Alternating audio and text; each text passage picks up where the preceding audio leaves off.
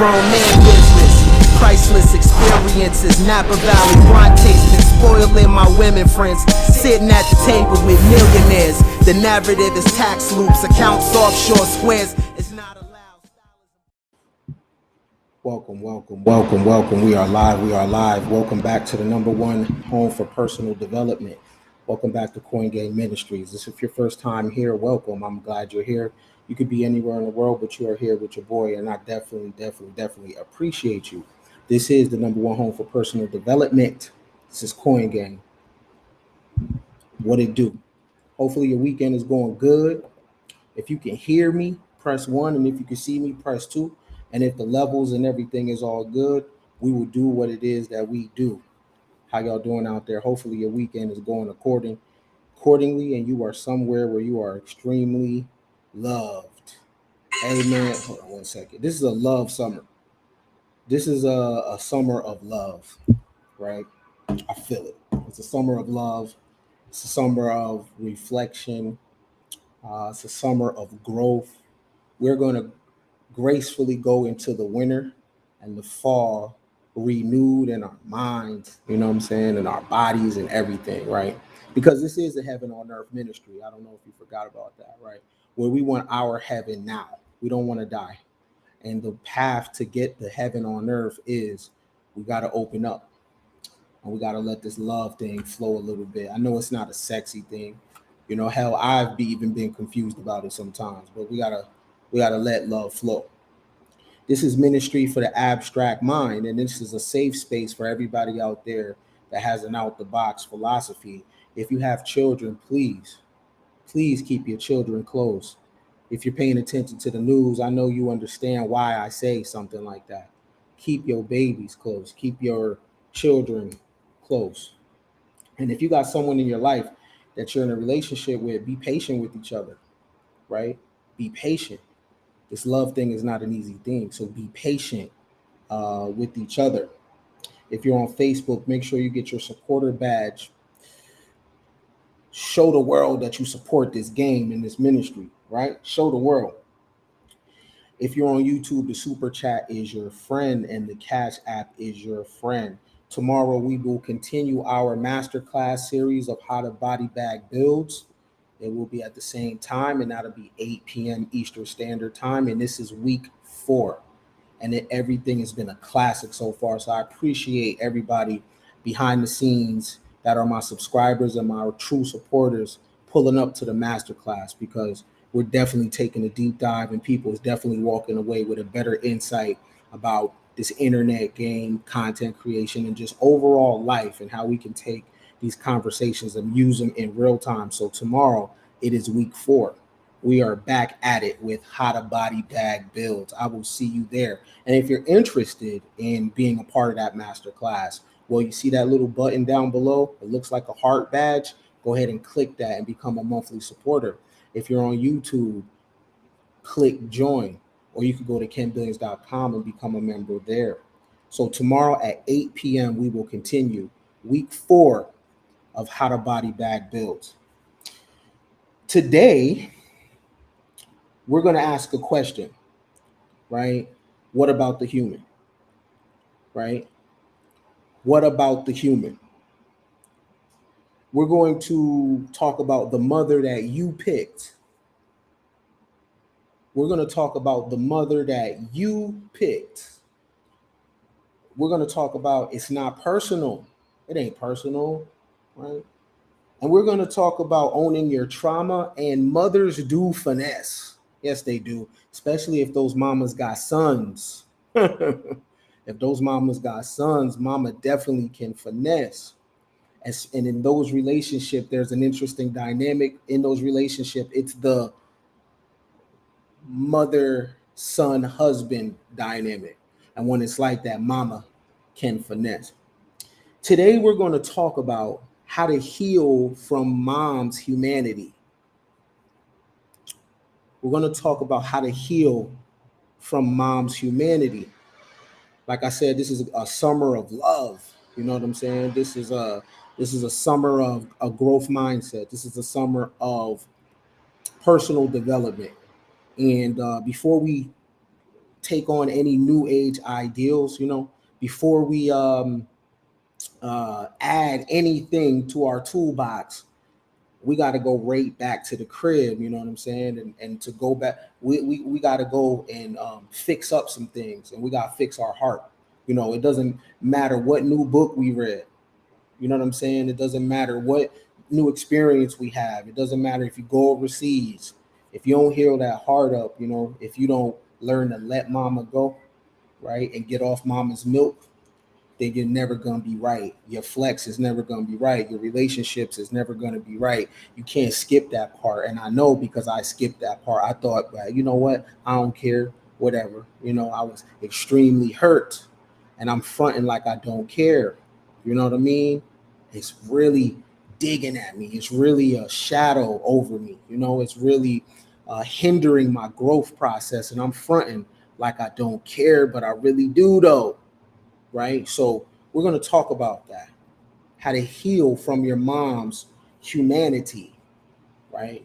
How to accept and come to terms that you was born from a flawed woman. Before you can accept mama's humanity, you got to understand that mama's human first. And when I was a kid, I didn't know my mom was human. I didn't know that. That's mama, right? I put mama in the same place that I put superheroes. I put mama in the same place that I put Spider-Man or Batman or an X-Man. That's mama. I didn't look at mama as a human. And when somebody doesn't see your humanity, and the only thing they see is a production, it's very difficult to show up for that production every single day, right? It's difficult to get in character every single day. And the thing about the production, you forget that it's a human behind the production. So you're so used to dealing with the production that you don't embrace or accept the human once they show you their humanity. The hardest person, one of the hardest people in the world for to show their humanity and to show that there's something behind the production is mama, right? It's very difficult for mama to show up in her humanity. I think we accept daddy's humanity, right or wrong. We accept, oh, that's daddy, or that's a man, right? We accept more human error from men. We accept more flawed behavior from men, but women specifically, we put a lot of pressure on a woman to have a better behavior than a man, be more disciplined than a man, carry on tradition and things like that. You expect a woman to be on code, right? Some type of code. But when it comes to dad, daddy, a daddy that wasn't there, all he got to do is come through with a bike, come through and pull up with a bike one summer, and all is forgiven. We accept daddy. Oh, that's daddy. And I understand that, because I did it. We give daddy grace. You know what I'm saying? And mama doesn't get the same grace. And the reason why I'm really focused on the mom is because many of us come from an environment where it was just us and mama, right? Many of us come from that. It was just us and mama. And a lot of us seen the humanity in mama, and that humanity has wired a lot of our brains to do certain behaviors because a lot of us wasn't ready to accept the fact that mama was a human. You know what I mean? A lot of us can't accept the fact that your mom is not a superhero. Your mom has baby daddies. Your mom, some was in the street. Your mom could have been a hoe. Your mom could have been in the gang, or your mom might be messy. It's very hard to accept that. Like, we can accept certain things from daddy because we can accept certain things from men specifically, right? So daddy doesn't have to show up perfect. Mama has to show up perfect because mama's not a human. Mama is something else. First, you go through the stages of you blame mama. It's your fault. It's your fault. You had that man, or you didn't protect me, right? One thing you don't understand is that your mom was a human before you were born. Your mom had a life before you were born, right? Your mom was something before you was born. Your mom was an entity before you was born. She had experiences before you got here. She had pain before you got here. She cried before you got here, right? Something shaped mama's perspective before you was ever thought of, right? So when you're coming through mama's womb, you're coming through a womb that have had men there before. You're coming through a womb or a mind or a body that has been hurt before. You're coming through, a vessel, right, that has been embarrassed. You might have came through a vessel that has thought of suicide, right? You have might have came through a vessel that is a predator. You might come through a vessel that she was in the street, she was on drugs. You might come through, you never know, right? But and it's crazy because you do know, and we'll talk about that in a second. But see, when you was first introduced to mama didn't have a name tag on to tell you, hey, I've been through this, I'm suffering from this, I need help with this, right? So you learn about mama through trial and error. And of course, being a young person, the only thing that you can think about is judgment. Why she ain't this and why she ain't that, right? You're rarely analyzing mama. And we never think for one second that what if she's learning as we're learning, right? We never think in that moment, of course, because we're looking at life through our own window and we're taking everything super personal. We never think that, you know what? Maybe mama is learning like I'm learning. You know what I'm saying? Maybe mama is a kid, or maybe mama doesn't know what the hell to do, right? A lot of you was born to teen mothers or young 20 mothers, right?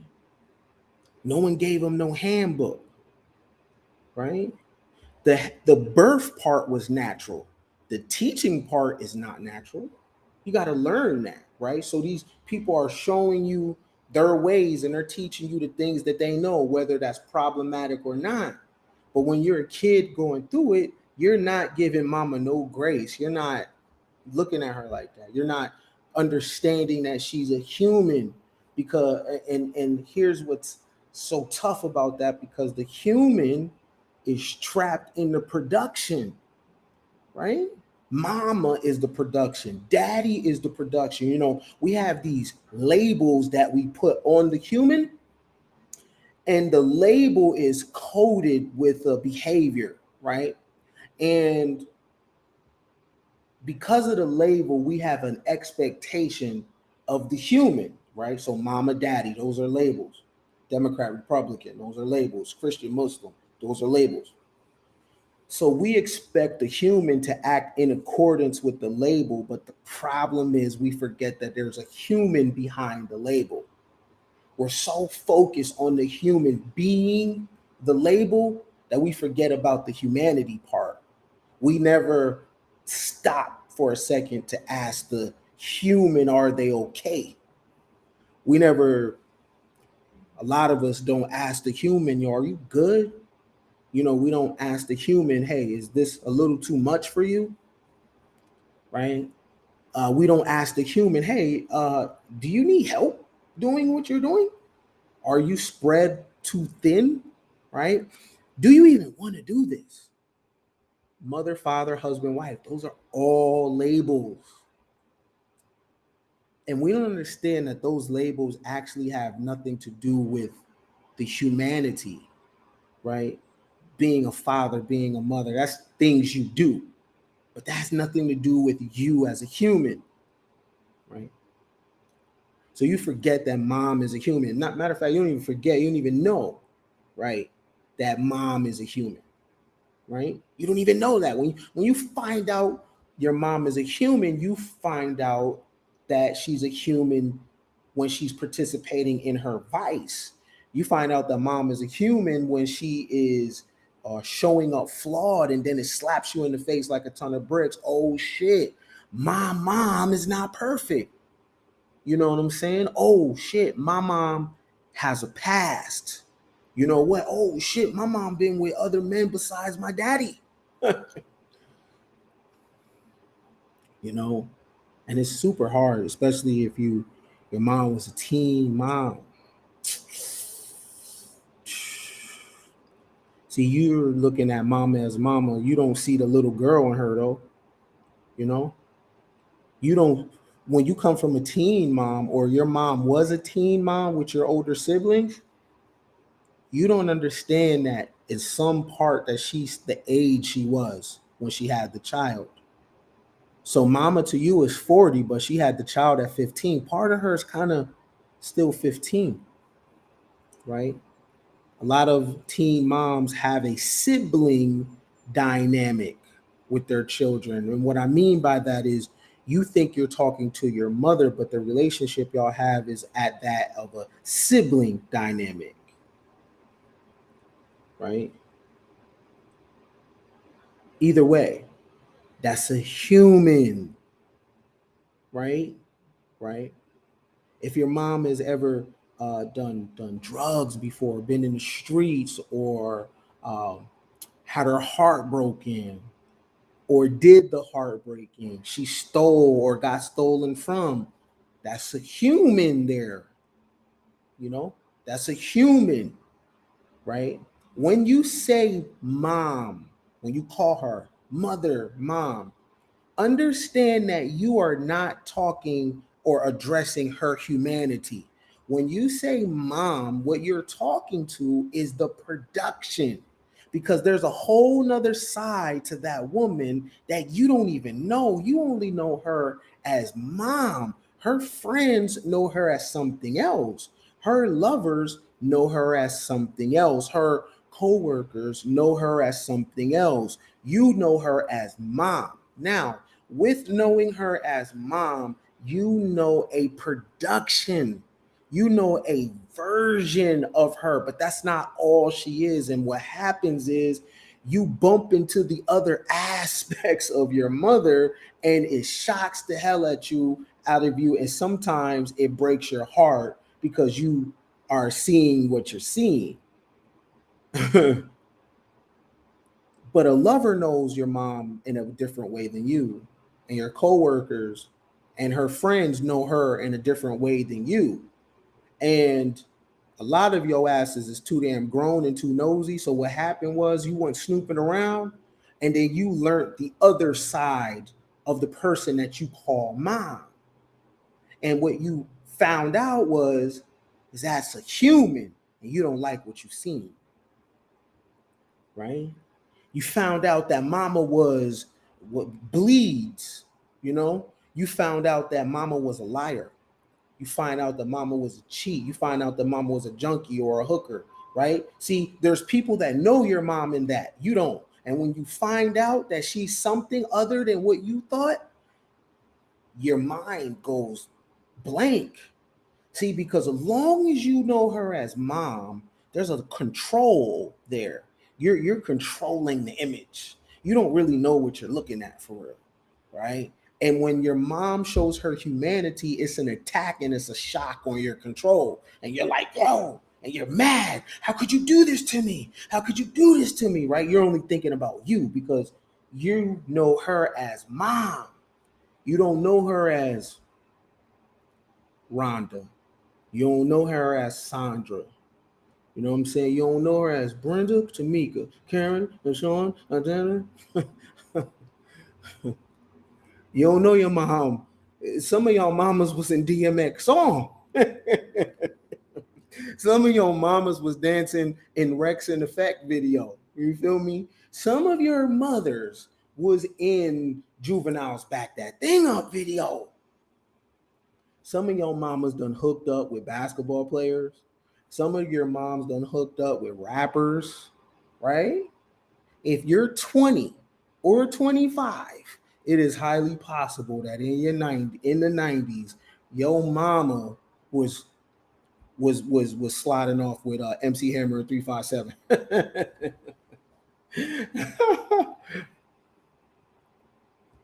Is that a hard pill to swallow? Right? Is it a hard pill when you're doing your behavior? Because you're somebody's mom, you're somebody's dad. Why is it so hard for you to accept your mom's humanity, but you forget that it's young people looking at you too? And one day your children is going to trip and they're going to stumble on your humanity, right? And they're going to give you the same energy that you gave your mama. We're very hypocritical, right? We can't take what we dish out, right? We're super critical on mama. One day your son and daughter is going to hand you a report card and tell you how you did. And it's going to break your heart. But what you're going to feel is the same energy that you gave your mom, your dad. You couldn't handle their humanity, but you want your children to handle when you say, oh, mama ain't got no money. You know what I'm saying? You want your children to handle things you couldn't handle from your mom. You don't find that problematic, right? If you want your humanity understood, then you got to understand someone else's. And the hardest person for you to understand it is mama. Because mama's our first God, Joe. That we're born and we go right to the source. That's our first. And she has so much control over our psychology, right? By the time I was able to um, really receive my mom's humanity, she was already dying. And I spent a lot of time angry, probably cursing the woman, right? So I was so mad at her because I couldn't control the production. You know, she wasn't receiving what I thought that she needed, right? And I had other siblings, but I didn't look at their relationship with mama and see how it was. I just couldn't see nobody else thing. I didn't know that my other siblings had an individual relationship with mama that was similar to mine, but it was different. They know her in another way. And she had a effect on them as well. But I didn't look at it like that. I was taking it too personally. Now, had I seen that my siblings had their own unique relationship with mama, similar to mine, but different, then I wouldn't have took mama so personally, and I would have been like, damn, that's just who she is. Uh, I couldn't give mama that grace and say that's just who she is until it was too late. By the time I knew what I was looking at, she was dying, you know? Uh, and that's a lot of us are going to take a L in life when we don't know what we're looking at. You know, when we're looking at something, but we don't quite know what it is, you know? And that comes from maturity to know to be able to handle what you see. That comes with maturity. That comes from suffering. That comes from loss. That comes from ministering to yourself, trying to repair any insecurities or any hurt that you have in your heart and your mind. Because to be able to look at somebody and be okay that you can't change them and it's not your job to change them, to put your mindset in a space where even though a person has loud flaws, you're just going to make it your business to enjoy the time that y'all have together. And I'll be honest with you, there's time in my life when I couldn't be that. I couldn't let go of mama, right? wanted to change a person that it wasn't my job.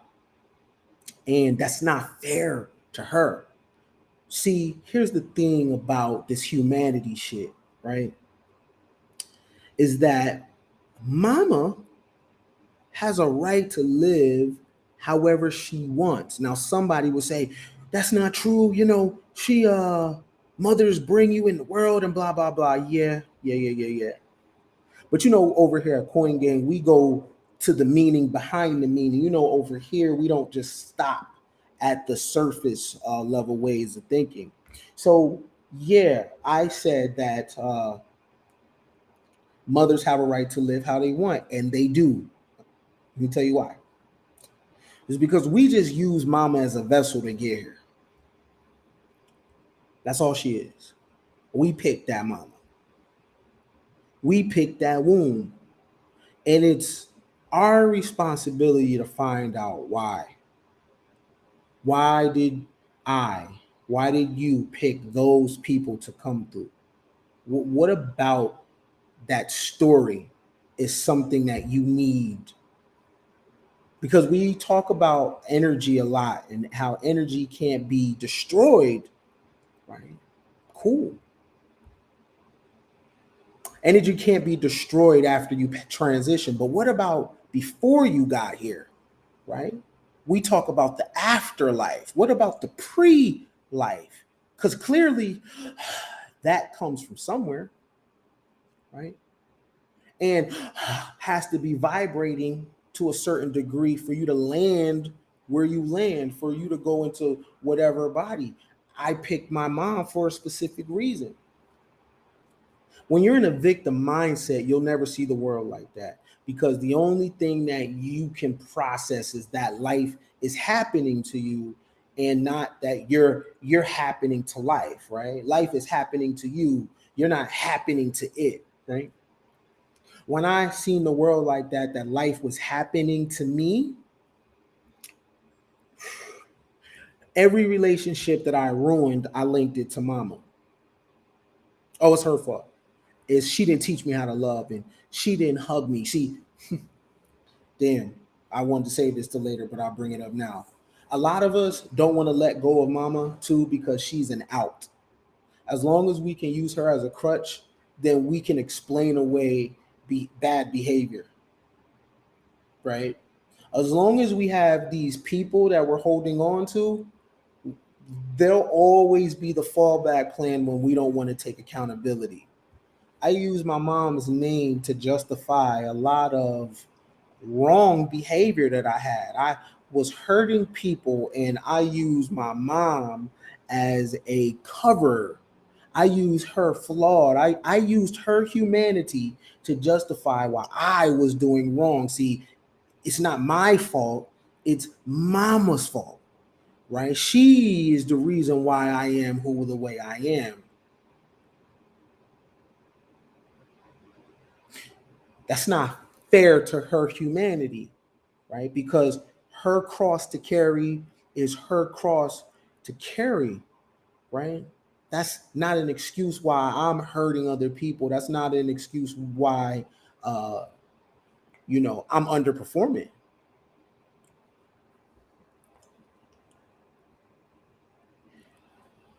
Everybody need a reason why they're underperforming, an escape route, right? When you got a flawed mother, she's the perfect escape route, right?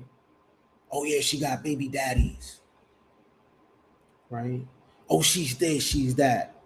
She's a good escape plan because nobody wants no smoke with no accountability. I know I didn't, right? I didn't want to come out and say, yo, I'm just trash right now. Hey, I'm sorry. That was so foul of me to do. That was so inconsiderate of me to do. I hurt you. I dropped the ball. And you know what? I'm trash right now. And if you don't ever want to speak to me again, I ain't even mad at you. Right? If we can move forward from here, then let me show you that I am sorry. Hell no, I would never say nothing like that. Nah, man, you know what I mean? Because how I grew up, because my mom got 3 baby daddies, man, and my mom got some mental things going. Nah, I'm pushing the her fault. It's her fault why I did that to you.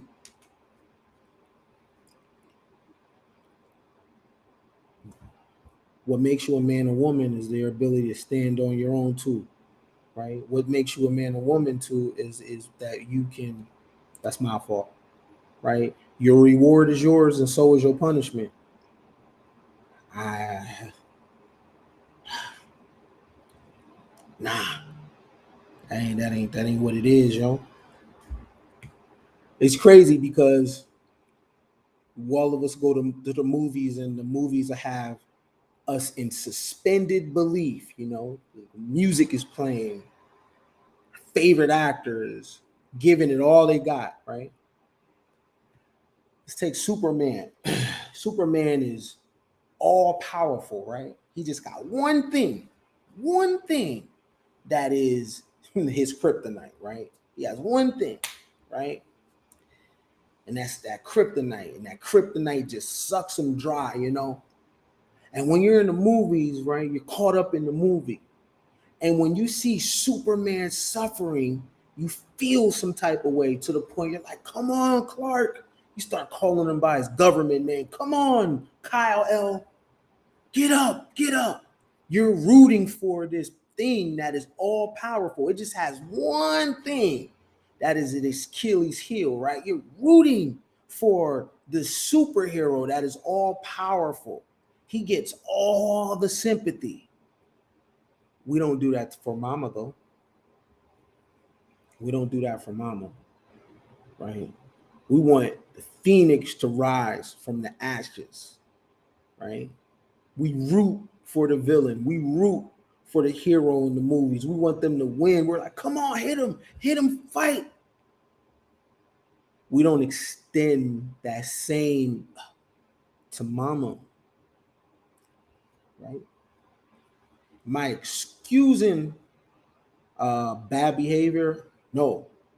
What I'm saying is that that is a human behind the production, right?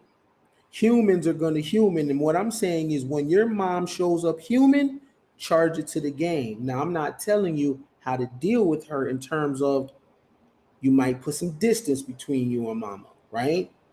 That's fine, right? It may be a good thing to create boundaries. So you may put some distance between you and Mama, right? And that might be the best thing to make the relationship grow. So I'm not telling you to be a crash dummy. I'm not telling you to allow someone to treat you any kind of way, right? So you create a boundary. So a lot of you and Mama's issues is because you don't have a boundary. Okay. The reason you're creating the boundary is so you can see Mama for what she really is, not necessarily who she really is, what she really is. See, you know her as a who. Oh, that's Mama. You don't know her as a what. You don't know her as a human. You don't know her as a woman, right? You don't know her as a worker. You don't know her as someone's wife or ex-wife. You don't know her as someone's jump off. Some of your mothers are someone's jump off to this day, and they was back in the day. Some of your mamas is a hoe, right? How does this make you feel? You don't like that? You think you're better, right? You think you're better than mama, right? You look down on your mama, right? She don't know how to pick a man, right? She ain't good with men. Seem like men always walk on her. And you judging her, right? In your mind, you calling her you calling her a bitch. You saying she ain't smart. I ain't nothing like my mama. Be careful with that because what we tend to dislike a lot with passion happens to us, right? Just to see, like life has this funny sense of humor, right? Let's see what happens when you're confronted with the same issues, right? So we curse the woman in her head. Nah, she's there to learn from. See, You come here to be mama's teacher.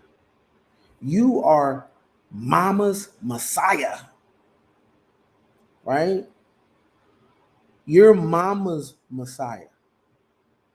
You come here to teach her about herself. Now, she may not latch on and she might not lean into it, right?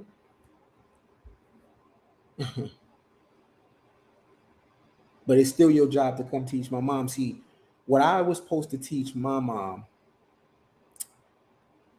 was that I'm her friend, right? That friendship exists. That, you know what? I just want to hang out with you. I don't want nothing from you. You ain't even gotta be that for me, right? How I was supposed to show up with to my mom, I was supposed to show up with no expectations. Like, yo, let's just kick it, lay out. Like my mama like to drink, you know what I'm saying? Mom, let's get a drink. And when it's time to go, she can go wherever she wants. No judgment. No, I don't like it. No. Hell no. I don't like it. You know what I'm saying? Um, but she should be able to go wherever she want to go. She could be in whatever man face that she want. You know why? She's sovereign, right? She's her own thing. I just used her as a vessel. Now I come back as her teacher, but she don't gotta look in this mirror if she don't want to. That's her right, right? And whatever soul tie that she may have in the life and death cycle, that's on her, right? Now, there was a time where I couldn't talk from this space before. There was a time where I couldn't gel like that. There was a time where I was just so caught up in how I felt. And there was a time where I was just so caught up in my own feelings that I couldn't see the what. I was only focused on the who. Who is that? Oh, that's my mom. Therefore, I own her. Therefore, she's supposed to behave a certain type of way. See, that's the thing about the label. When you put mom or dad on top of the human, you expect the human to be the label instead of the expecting the human to be exactly what they are. You're a father now. Act accordingly. You're a husband. You're a wife. Where's the human? Those titles have nothing to do with the human. Those titles are an expectation in our own mind of shit that we would like to be true. We would like somebody to act like the wife. We would like somebody to act like the human. We'd like somebody to act like the mother. You're my mom. Therefore, be this.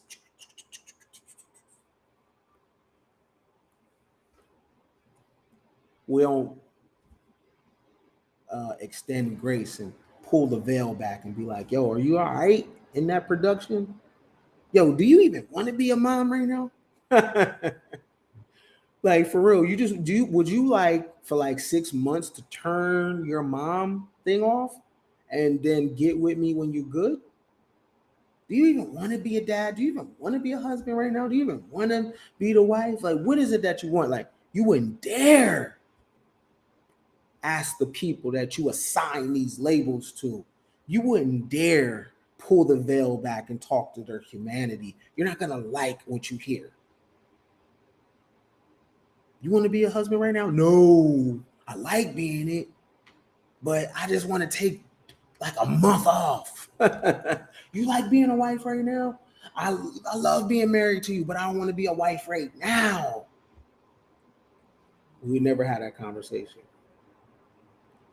right? Hey, Miss Lady, do you want to be a mom right now? Do you want to be a grandmother right now? Do you even want me to drop the kids off to you? Do you want to talk? Do you want to? Are you good? That's speaking to the human, you know.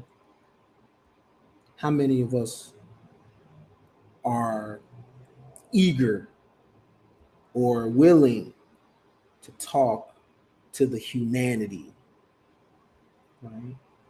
How many of you are willing to talk to the person behind this label and this imagery that you have in your mind. When you came out the vessel, you didn't know that this person had a history before you, and she had a relationship or non-relationship with a mother and father and the streets and life and tradition and dogma and narratives and other women, right? So when you pop your big head ass out, right, you have no clue who this person is. You just meet her at the age she is, and now she has to adjust to this new thing going on. And along the way, man, she's gonna show up broken some days, you know. Your mama's broken, you know. You're gonna show up hurt, and especially if you're a male child, you're gonna try to save mama. You know, you're gonna uh, you're gonna want mama to be in the house when she don't want to be in the house. You know what I'm saying? Your mama might be trying to go out tonight wearing that short skirt. See, what y'all don't know is a lot of boys done seen this shit. A lot of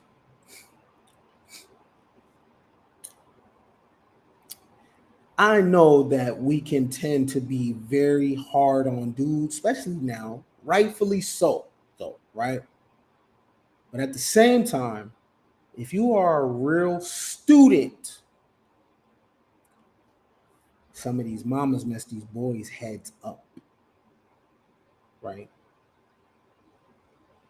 Some of these boys was pleading with their mom not to go out. Some of these boys was pleading with their mother not to wear that, right? Some of these boys have woke up and going to the bathroom and he's rubbing his eyes and he see a dude walk out tightening his belt, right? Some of these boys have seen men pull up to the crib and never have nothing in hand, you know, right? What do you think that do to their mind? Some of these boys started hustling because they're like, yo, I need to help mama out. Some of these boys that got shot in the street trying to help mama, you know what I mean? You take on mama's pain, right?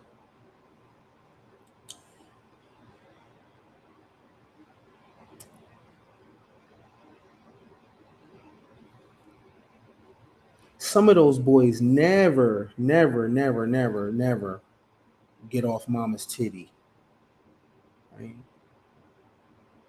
Some of those boys spend a lifetime trying to save mama. I know, I did it.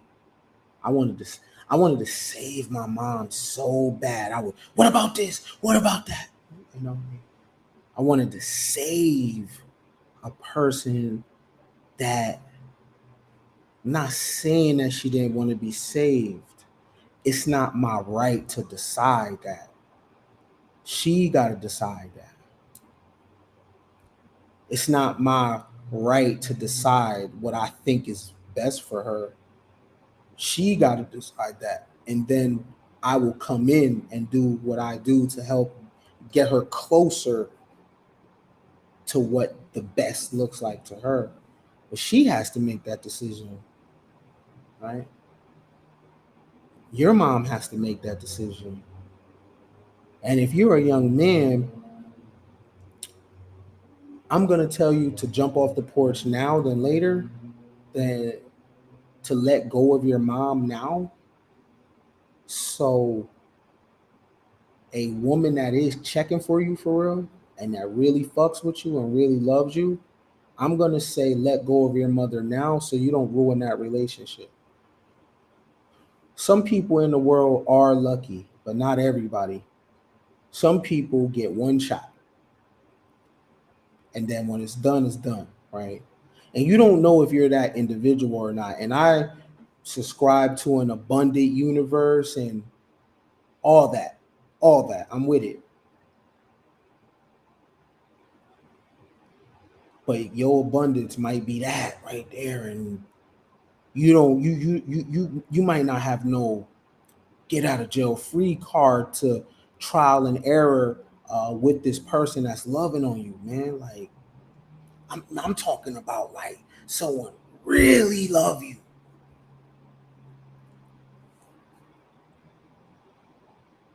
It's people that got love for you, right?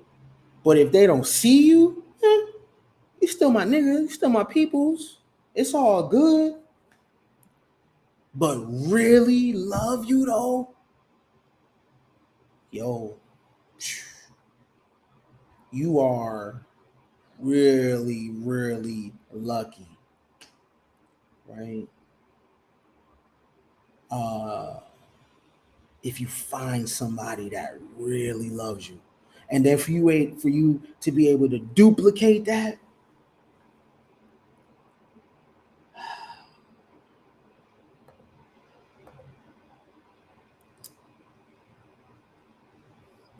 I understand. I understand. Jennifer, do you want to call in? If not, I understand. Right? Do you want to call in? Do you want to talk? I think maybe we can brainstorm together to figure out to come to some type of silver lining in the clouds. Matter of fact, y'all see the topic, right? This is the topic. If you want to call in, press 1 if you would like to talk. This wasn't the direction that I was going in, but this is the love summer, right? Press 1 if you would like to talk.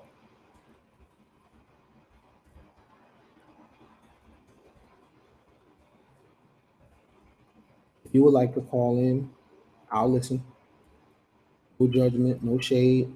Nobody in the comment section say nothing slick. These is people's stories, and we're not here for that, right?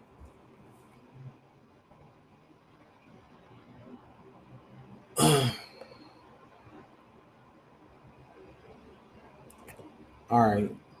So I'm gonna take a call, and if you see me on, just wait for me to hang up. Okay. So that's the call-in number right there. If you want to call in, let me know. Right? That's the number right there. So what we are talking about is how to heal from your mom's humanity. Right? Hello, this is Ken. Hi. Hi. Yes, Brother Ken. Thank you so much for answering. Thank you for calling. How are you? I'm doing well. I appreciate the topic. Okay. And I'm listening to you. But as an adult adoptee who just recently lost my mother, she was 70 years old. The message is resonating with me because I never met my biological mother. And my adopted mother, I don't really feel that I ever was that close to her, but I still loved her. When she died, I was still really sad, but I still have my father. And now that my mother is not here, I'm starting to see my father, as a human, like you said, instead of always saying, that's my daddy, that's my father, looking at behaviors and such. When my mother passed away, I found out that he was dating my godmother.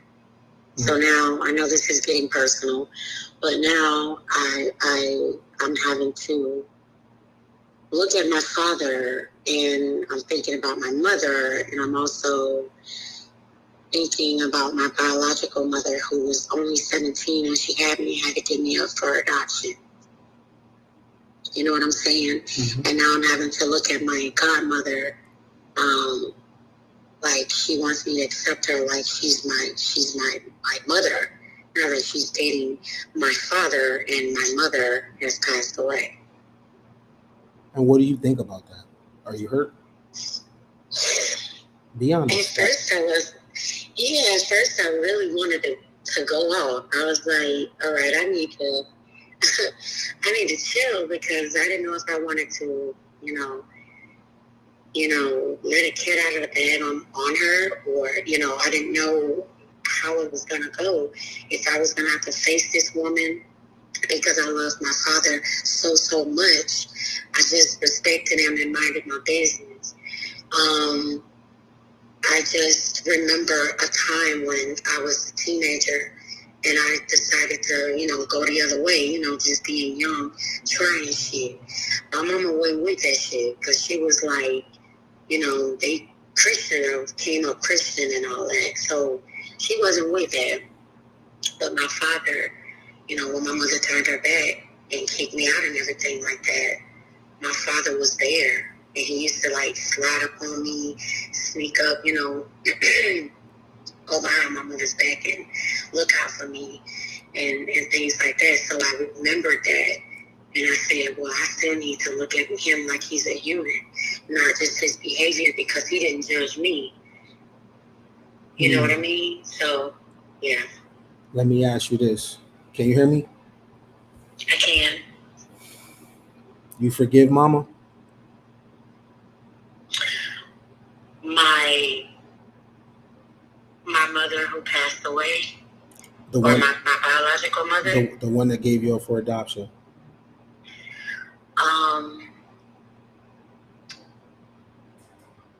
I don't know her. In the past, maybe I don't think I forgave her. I think I carried for a while. I don't know her. I was adopted as a baby, so I didn't forgive when I had my twins, and I reached out to the adoption agency. She declined. She is alive. I reached out and she declined. She said that she wasn't ready, and I was like 28 years old. So at first, no, I was like, damn, you had other children before me.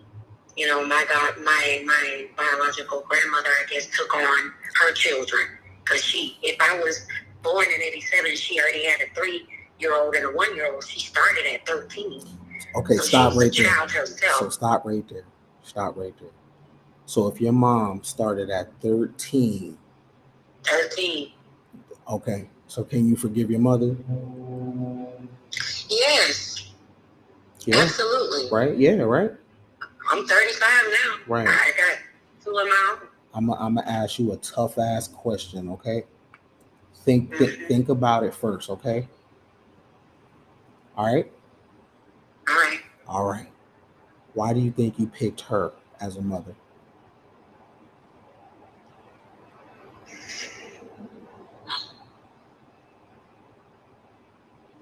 Damn.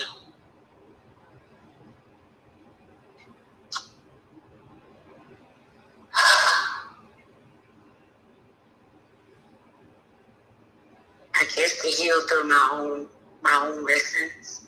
And to learn what forgiveness really is, and to learn that even when I'm faced with difficult decisions in life, that perhaps I don't know what she felt like when she was pregnant with me, and then carried me for 9 months and gave me up for adoption. So pretty much maybe self-acceptance. I'm not sure. I want you to think about that tonight. You don't gotta, that was a tough question, right? You don't gotta just come out and just be like, oh, that's something to think about, right? Right. I want you to sit on that, because when you find out why, what everything that happened to you, and I'm sure you've been through a lot, you won't look at yourself as a victim, and you'll know how to give those people grace. I'm not saying that, I'm not talking about no love and light shit. What I'm talking about is just pure understanding, and even though someone hurt you, made you feel a certain type of way, man, because guess what? You're going to want that from your kids too. No matter how much of a super mom you think you are, there's something that you miss. They see everything. Right. So no matter what you have tried your best to keep them from, there's parts of your humanity that they have picked up on, right? And it's gonna come a time where you're gonna need some grace. Okay. Right. So what I want you to sit with is, why did you pick that woman as a vessel? Why do you what a part of your story and your journey is, why her? And you're gonna find a lot of healing when you find the answer. You don't have to give me one now, but if you, when you do find it, reach out to me and let me know. Okay, I want you to sit with that. Thank you. Thank you so much, brother. Thank you. I appreciate you. All right, I appreciate you too. Peace. Peace. The how do we heal from flawed mama? This is Ken. I'm listening. Hey Ken, I had to call in. Come on. Well, so I want to say something real quick. My mother is a white woman, right? Mhm. And my father's black. My mom was a rebel in every sense of the word. And not only was she a rebel, when I tell you, my mom got that pure Capricorn spirit, where it was just like, as I was growing up, I looked at my mom as a hoe, because she had so many different men. And she said, one for the money, two for the show. She had a man that brought the milk, bread, and eggs, a man that brought the jewelry, the man that brought the this and this and this thing. And I spent my entire life trying to not be like her. And when I tell you, now my mom's older, she's in her 70s, and she's going through like dementia and stuff like that. And when I speak to her now, she's not herself. But I'm going to tell you this. She taught me so much, and not as a parent, more like a mentor. And now it took me a long time to respect her and understand everything that she went through. So for her in my life right now, and I told her this. I said, Mom, you come back to this earth because we all die. I really want you to do all those things that you wanted to do and make it. And I had to get this full understanding of this woman. And I wish that I only could be half of who she was. And it took me so long to get that. You breaking up a little bit. I can't hear you. And I said, but it took me so long to understand her and get her. And she was a better mentor than she was a parent. So let me. She wasn't a great parent. Okay. But she was one hell of a mentor. I got a tough question for you. You ready? Yep. Why did you pick that woman to be your mother? So I could be brave and say things with my chest and never be scared of whatever obstacles came in my way.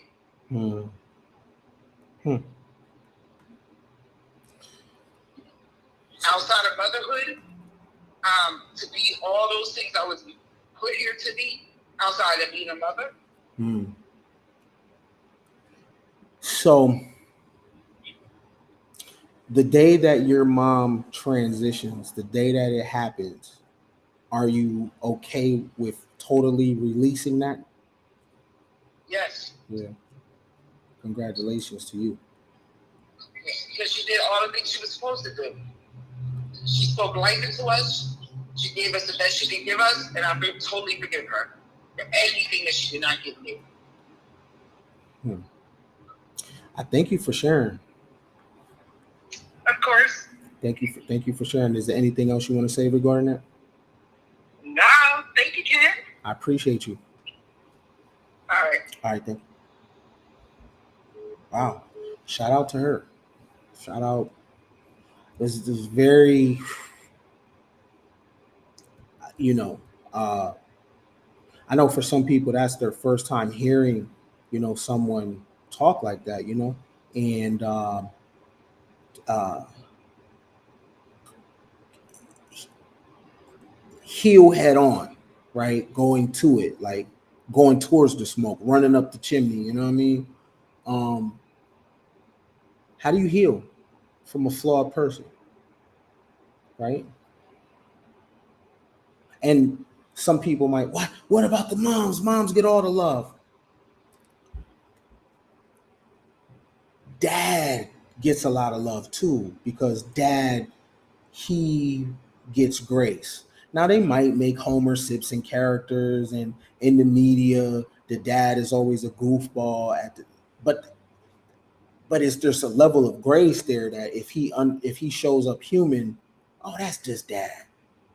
But when it comes to mom, because we had an umbilical cord attached to her, uh, when she shows up human, a lot of times it has a real psychological effect on us. And that's because we're too close to it. If everyone takes their hand like this, right? Open your eyes and take your hand back slowly, and you'll begin to see that when your hand was like this, you couldn't see. You couldn't see all the character in your hand. You couldn't see how it looked. That's because the closer you are to something, the less you see. And because you come out of mama, you're looking at her from right here, right? But you don't see it. You see the who, you don't see the what. And you want to look at your mom as, what is she? Not who is she, because who is she is the production. That's your mom, but that's not all she is, right? And I don't want you to be heartbroken. If this doesn't apply to you, shout out to you, right?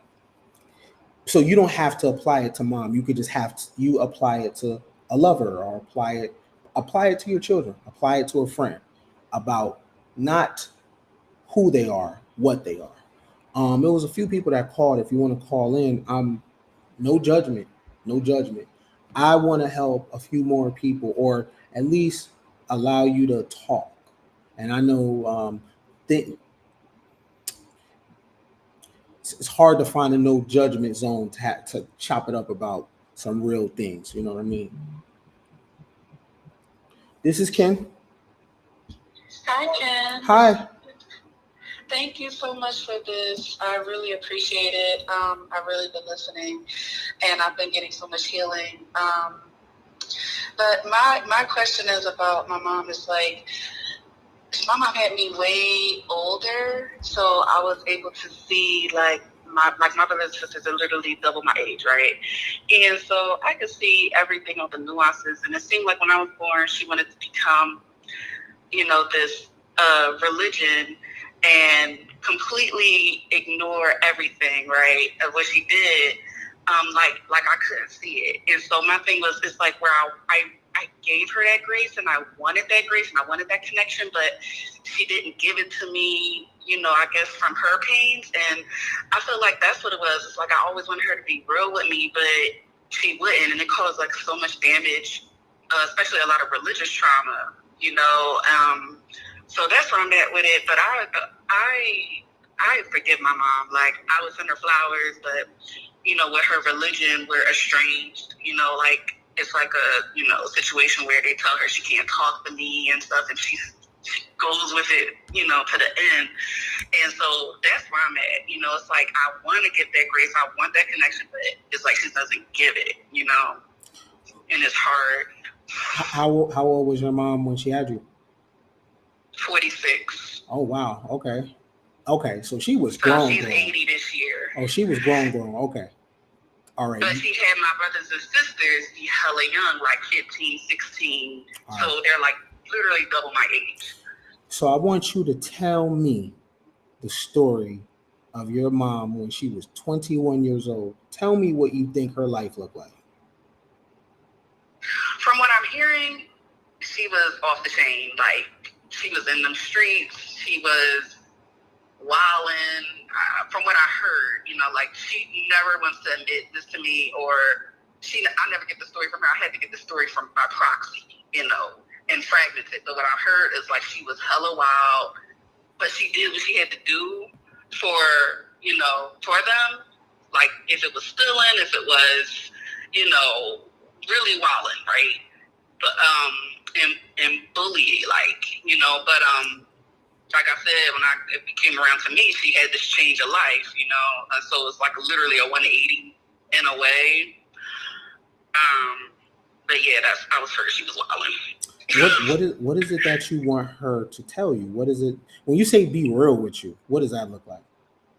It's be real with me. Like, I feel like because she tried to separate herself from that life so much, it was a lot of lies. Like, it was a lot of fakeness, and she came down on me heavy. Like, I was with the whole religion, right, before I knew any better, and I was like, but everything I did wasn't enough.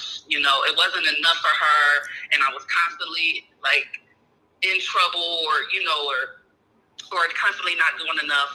And I felt like you're not being real with me. Like, just like, you know, what is it? Like, and I feel like it's a lot of knowledge she had that she just did not pass along to me. Like my mom is very intelligent, and I got some of it, but I feel like if she was just real with me to let me know, like, I could have avoided a lot more stuff. Like she just, I don't know, I just felt like she was hiding, you know, like really hiding. If she was hiding, do you understand why? Why? No, I'm asking you. Do you understand why? If she is hiding? Yeah, I can see it. Yeah, because what everybody else says of how it was, I can kind of see it. I'm just really sad because I feel like I can accept it, especially now I'm older. I'm in my 30s. Like, I totally get it. Like, but let me know. You know what I mean? Let me know what I should know instead of this fakeness and, you know, want to pretend and, you know, not be that. Because I was still affected by all of that. You know? How do you know it's fake? How do you know that? What would happen if what you're asking for your mom gave you, and what she's telling, what she starts to tell you, she begins to relive it, and it puts her right back in that place? Oh, it could be a dangerous spot because, yeah, my brother, he was so angry. I think that's what it was. Like, my brother, like, nobody had a good relationship with her. Like, my brother just passed away, and everybody knows because he was really, really angry at her. Like, he took that, you know, and, you know, and it just was like, you could just tell that she needed that change of life. But I just feel like her falling into that religion kind of made it worse, or I don't know. But yeah, I'm reflecting on my brothers and what they say. Yeah, maybe she did. I got an assignment for you, right? Mm-hmm. All right, you ready for this? Yes. I want you to try to tap into your mama's memory. Okay. Right? Mm-hmm. But not through her, though. I want you to try in your best to try to go in your mom's head, and you're going to see some things, and it's going to explain to you why she's not talking to you the way that you would like. Okay. Your mom had you at 46, right? That is a full adult. You understand? And the story is right there if you pay close attention to it. The reason why she is head first, even though you may not agree, the reason why she's head first in the religion is because she was head first in the streets. Right? And she got to be that, or she probably is not going to be able to balance all the thoughts that are in there. That religion suppresses the thoughts. Right? I mean, it's a necessary evil. Okay. Yeah. Oh yeah. Yeah.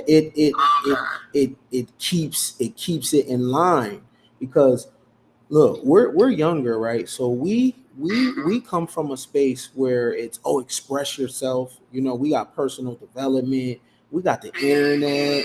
your mom is 80. She comes from a place in a time period where people didn't talk to each other like that, and everybody kept secrets and stuff like that. You know what I'm saying? You know what I mean? That's where she come from. She's pre-internet. She's the old black world, right? You know what I mean? So the reason, fam, that she is head first into that is because your mama seen some things. You know, things happen. You know. So what I suggest, because your mom is up there in age, she might never talk to you about that, right? She might never talk to you about that. Just enjoy being around your mom. Just enjoy it for as long as, if it's an hour and then things get weird, just do the hour, right? You know what I mean? Don't try to squeeze too hard, because she may not be able to give you what she don't got. Right now, I got a question for you. I got a question. You ready? You ready for it? Yes. Why did you pick her to be your mother? I believe I picked her because I had to learn how to stand on my own. I had to learn boundaries.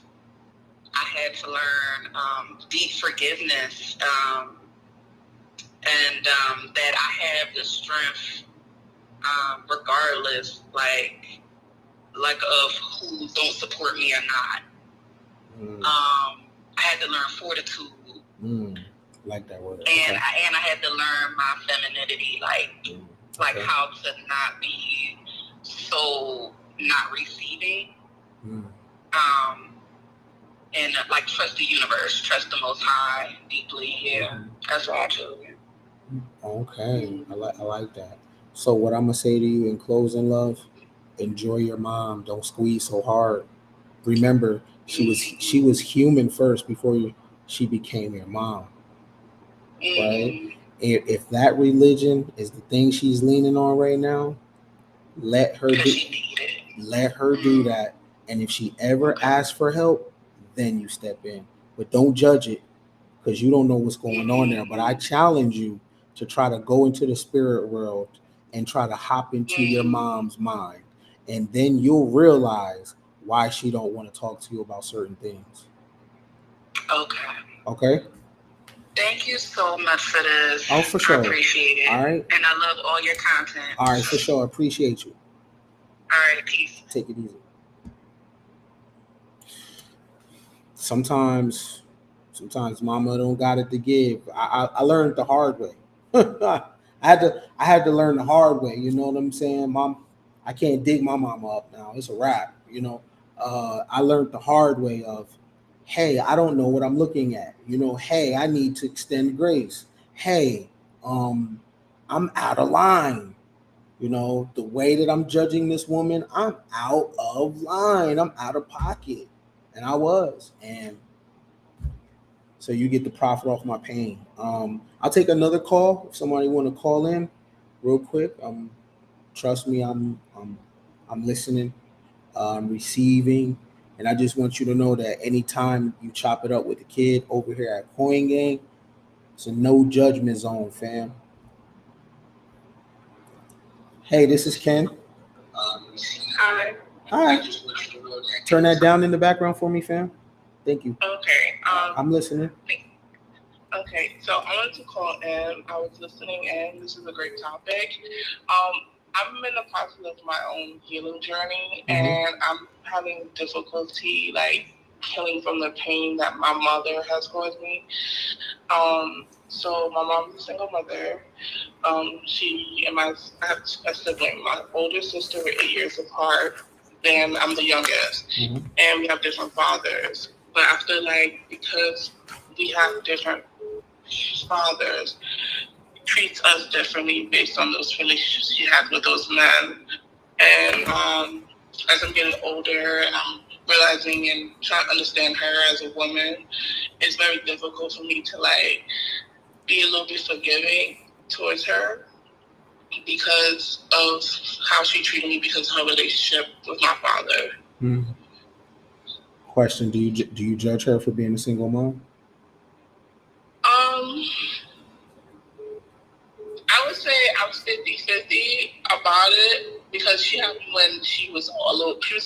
her 30s. So I feel like my sister is 8 years older than me. I feel like she kind of should have known what she was getting herself into. But I don't judge her because, she had no control of like someone else's choice of dating us and the family. So I'm 50-50 about it. Why do you assume that your mom should have knew better? Based on what? Because I feel like she I don't know, like I just felt like she was older. Like she decided to have me. Like I feel like when she had my sister, it was by accident. Like it was something because back in our culture, you had a child, you carried it and stuff. But I feel like when she met my father, it was kind of like a choice. You know what I mean? It was 8 years apart. I don't know, because I'm that person. I think carefully about my choices, so I would assume she would herself. Why would you do that? Why would you assume? Because, based on how she raised me, I grew up with some type of value of assumption. Does that make sense to you? Like, that was the presumption of it for me. If we're going to be objective and be students, do you think it's good to assume? No, but I feel like I get the assumption for her because she did a lot of projection to me. I think that's something I've gotten from her because she projects a lot. So maybe I'm projecting back in a way. Right. Let me tell you, the thing about this knowledge thing, love. Certain things come at certain times to certain people, right? Some of us are mature in other things and immature in other things. Some young people are rich as hell, and some old people are broke. Some old people are rich as hell, young people are broke.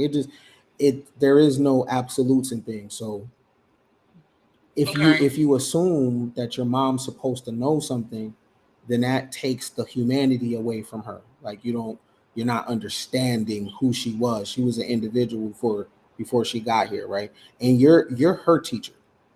You came back to teach her whether she accepts the message or not, though. You're her teacher.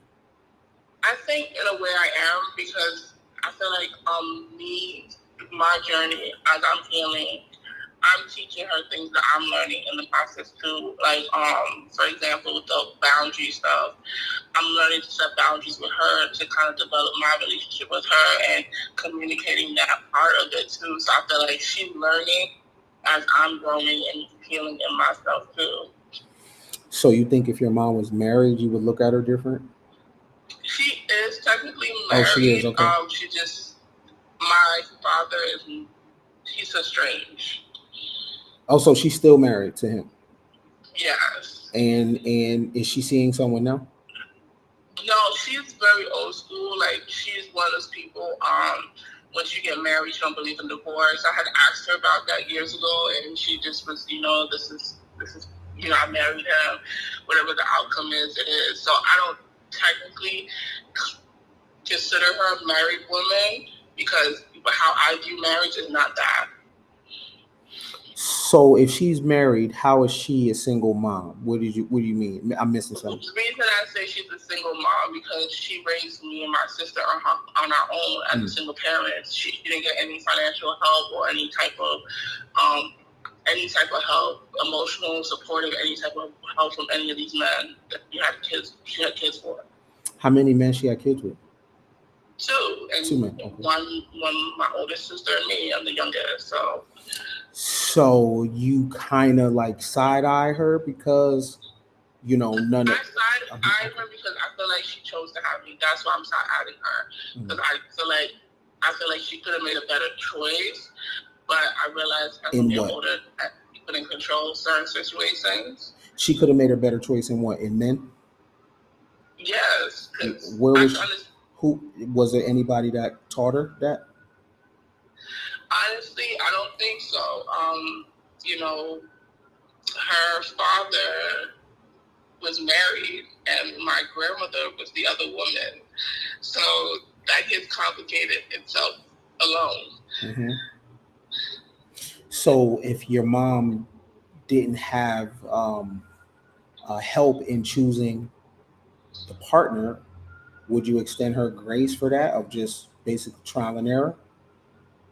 I would I think I would instead her grace. I think for me, it's just hard for me to understand the relationship aspect of it. It's because it affected me so much of it. So I'm kind of like, you know, it kind of have a bad taste on me because of the way she treated me and my sister.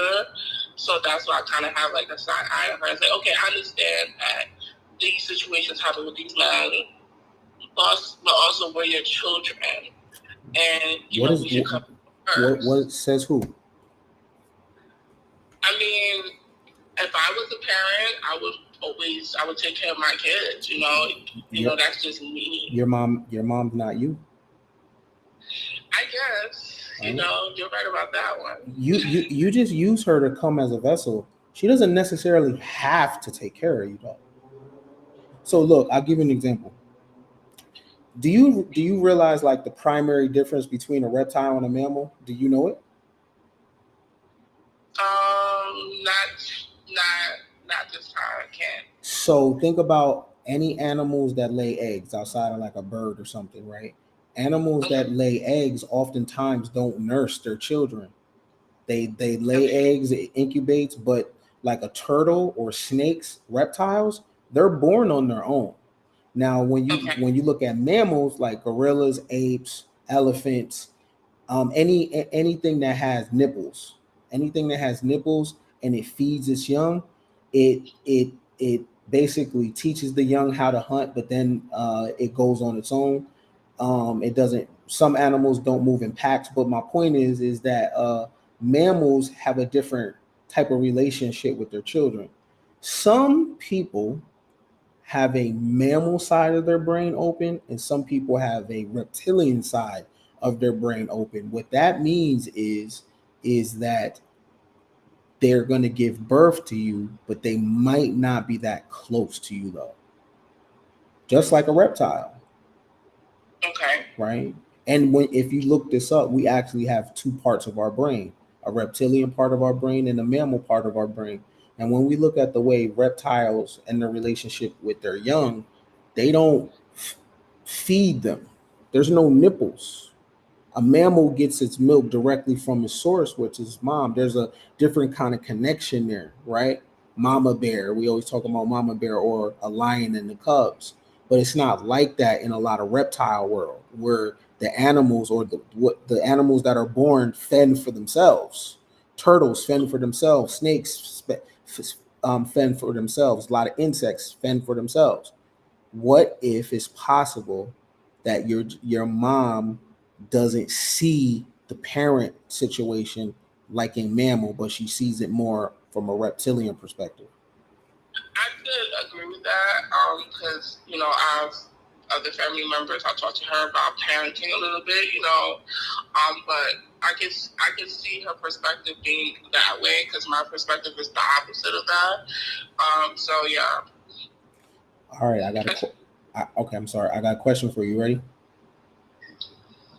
You ready for it? Okay. Why'd you pick your mom to be your mom? I think I chose her so I could show her how to heal and grow. Because I feel like when she had me, she didn't get the chance to grow as an individual. And if you show your mom how to heal and you show her how to grow, what does that do for you personally? It helps me in the same process, in my process, help me, because I'm going through my own journey, and by being the example, I think she'll learn from that. My last question to you, would you like to get closer to your mom? I think I would like to. I feel like, I don't know, I'm not sure what type of relationship I have with her, would like to have with her, because I'm still getting to know myself, and I'm still getting to know her at the same process. But based on the information I collect from getting with her, I kind of would gauge what kind of relationship I feel like that'll be healthy for both of us. Okay, I'm gonna ask you again. Would you like to get closer to your mom? Yes. Oh, okay. If you would like to get closer to your mom, I'm about to tell you how, okay? Okay. You listening, paying attention? I'm listening. All right, you gotta let her go. Okay. If you want to get close to her, you gotta let her go. And as you let her go, you'll be able to see what she is and not who she is. So I gotta let her know I want to get closer to her. No. You let her go, and by let her go. Yeah, you let her go. When you let her go, it's gonna make y'all closer because you're gonna begin to see behind the mother production. You're gonna see what she is and not who she is. You don't want to get stuck in the who. You want to start observing the what, because you're going to learn a lot about yourself too. But if all you see her as a mom, you're not going to be able to push past the triggers. Okay. So let her go and be what she is. Yep. Instead of who she is, you want to basically lift up the veil so you can see her humanity. But it's hard to see her humanity when you see her as mom. Okay. Okay. I'll definitely try to look at it from that perspective. All right. Get back with me, okay? I will. Okay, Thank peace. You. This is Ken. Hello? Hello, this is Ken.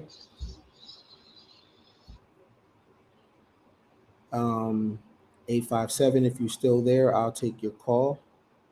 Shout out to the callers too. This is a very triggering conversation. Ask somebody why they picked their mother, and hey, this is Ken. 813, this is Ken. I can't hear you. Hey, what's up? This is Ken. Hi, Ken. Hi. How are you? My background is not, you can't hear it. No, I can't. How you doing? Okay. I'm great. I had to take notes. You always encourage us to keep a notebook when we listen to your lives. Okay. I got a lot of clarity today, and I just want to express my gratitude for that. I don't want to be emotional, but it's good. It's good emotion. Okay. Go ahead, do your thing.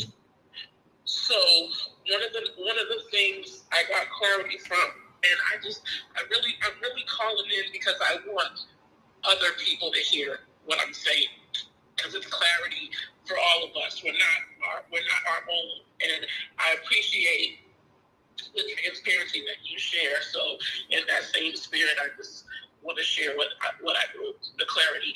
You just said just 2 seconds ago, it's hard to see her humanity when you see her as mom. And I want to answer your question because I just want to hear myself say it when you say, why did you choose your mother? I chose my mother. I realized it today, just listening to you talking to other people,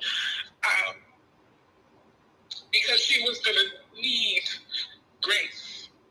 She was going to need grace. She beats herself up a lot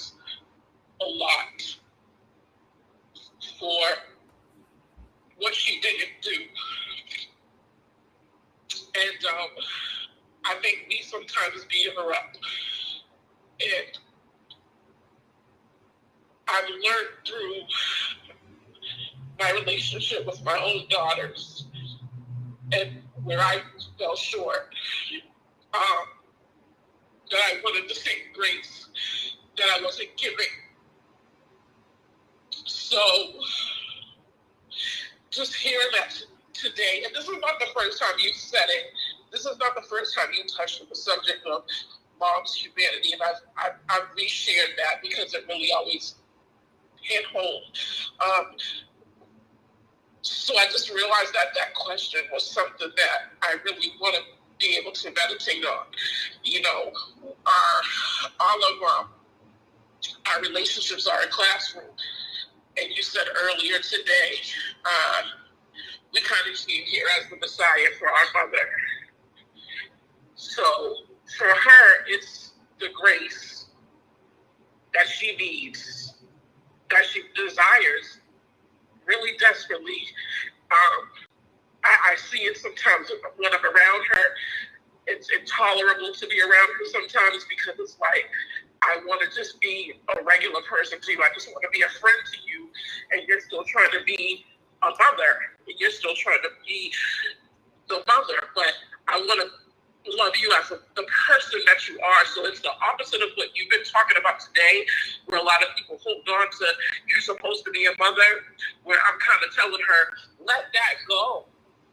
Just be you, because my mother's a wonderful person. She's fabulous.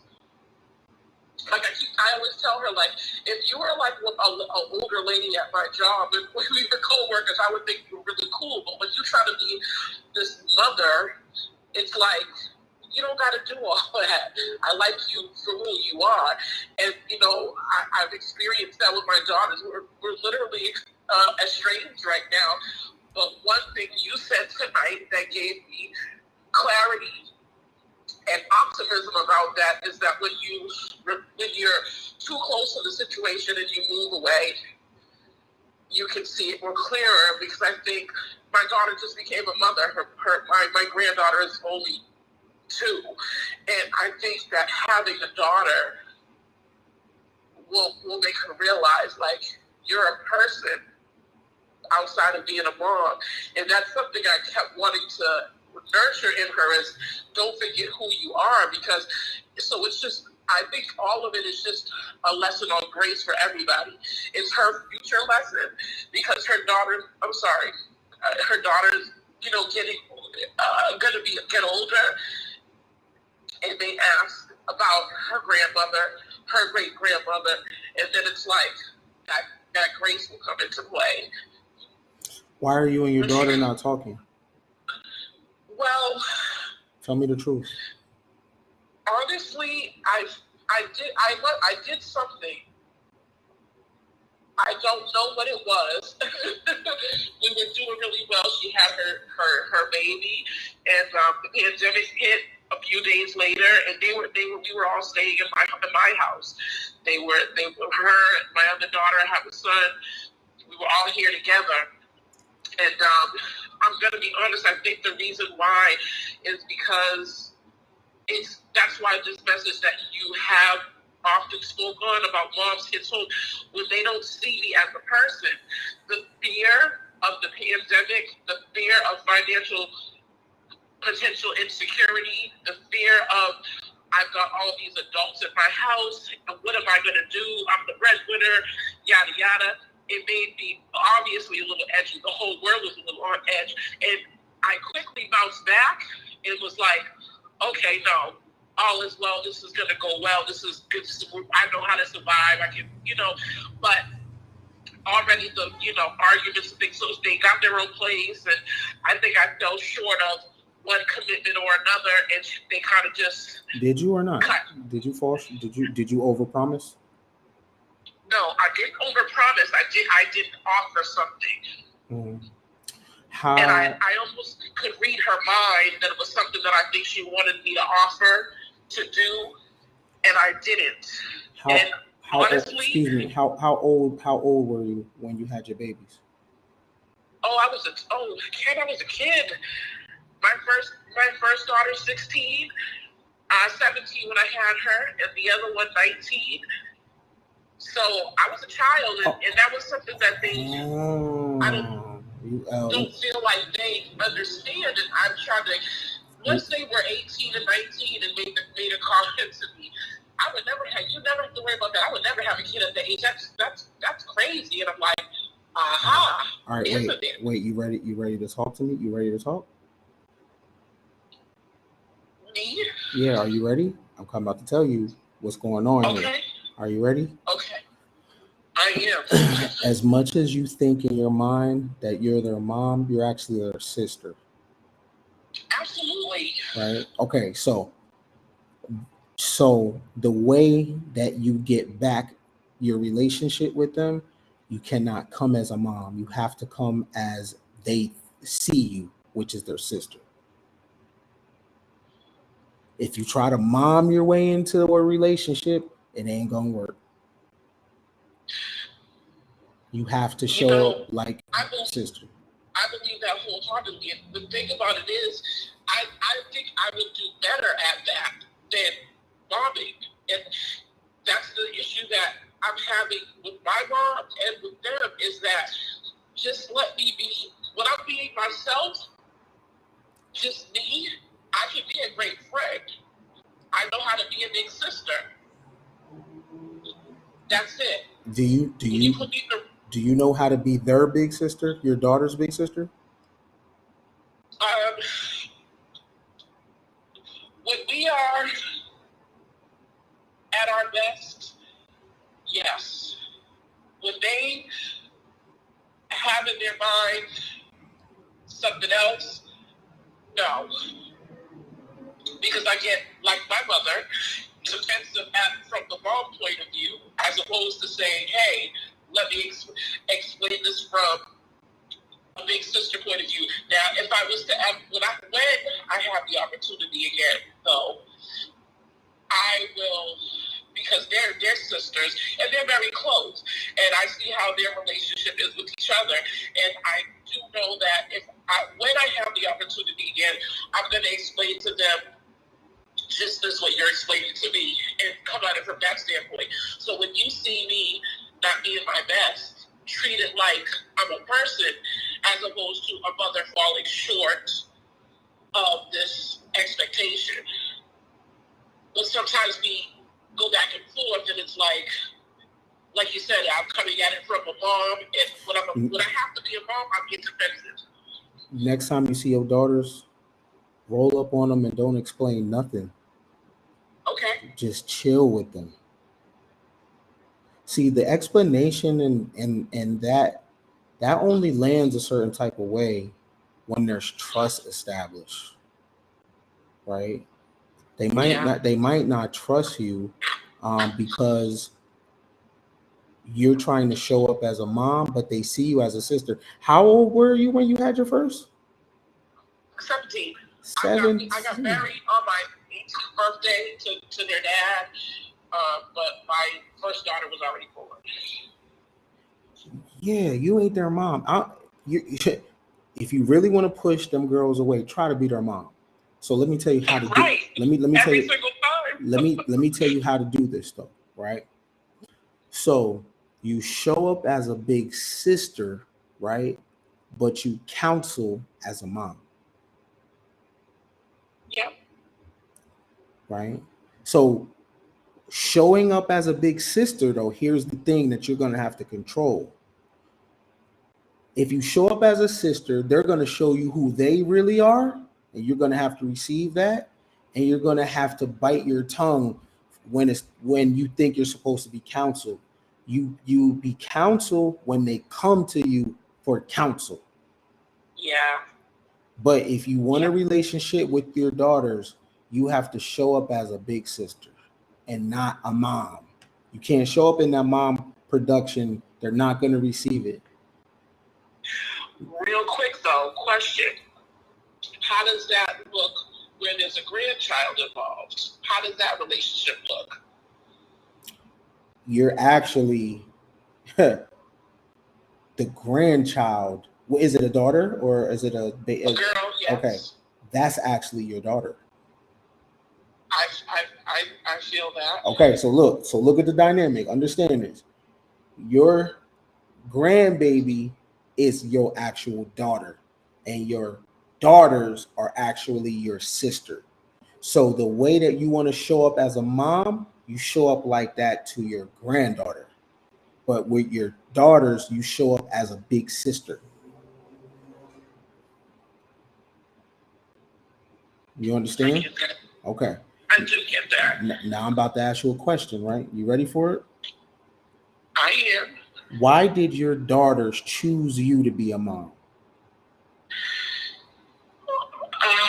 Wow. Why did they choose me? Now that's different than you've asked everyone else, but I understand why you asked that. I would, if I could look at who they are. Don't answer. What I want you to do is don't answer. Take the question that I just said and think about it and then you'll understand who they are fully. Why did they choose you? They could have choose anybody. They physically look like you, but what's inside of them is not of this world, though. How they look.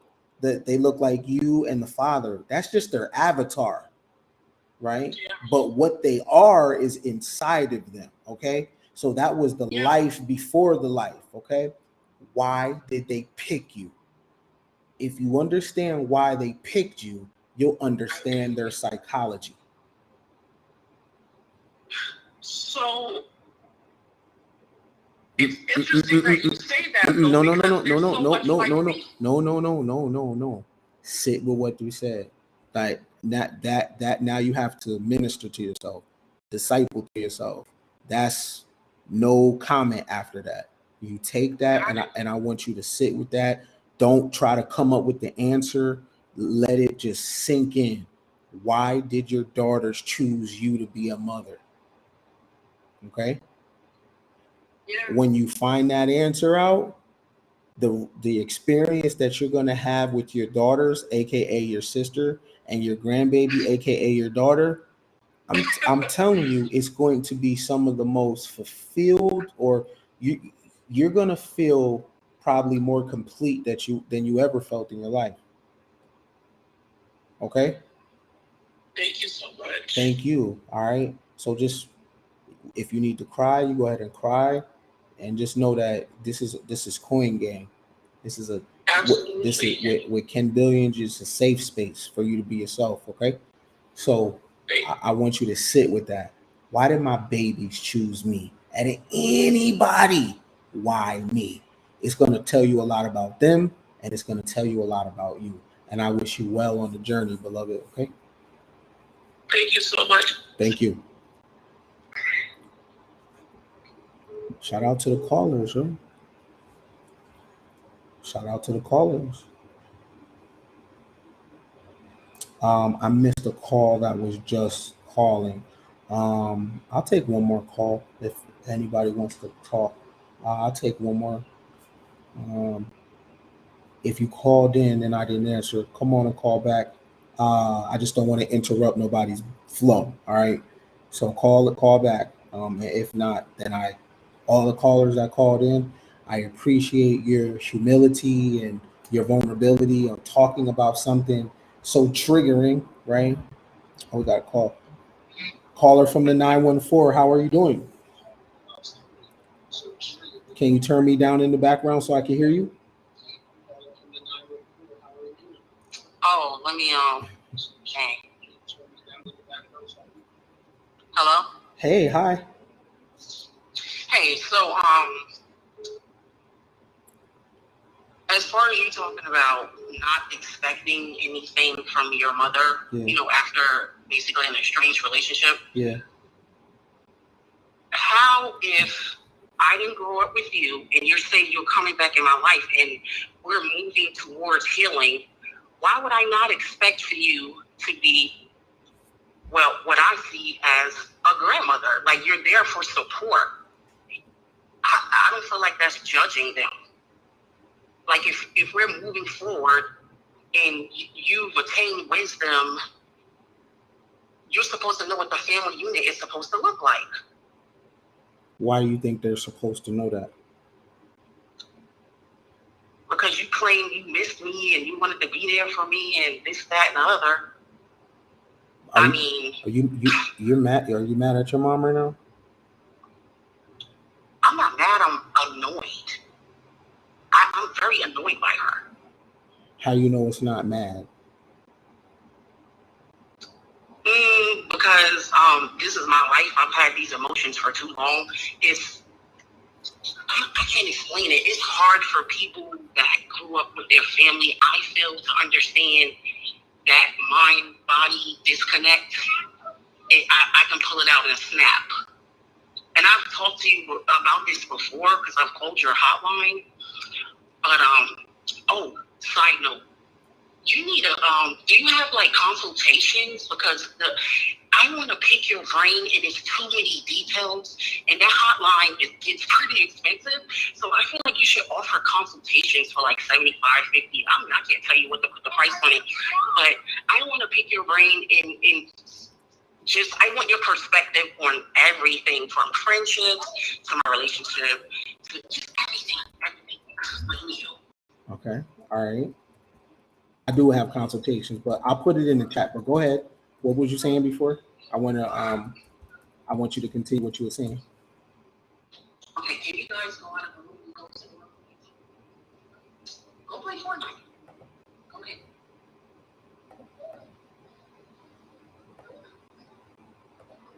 I'm so sorry. 1 second. I am so sorry.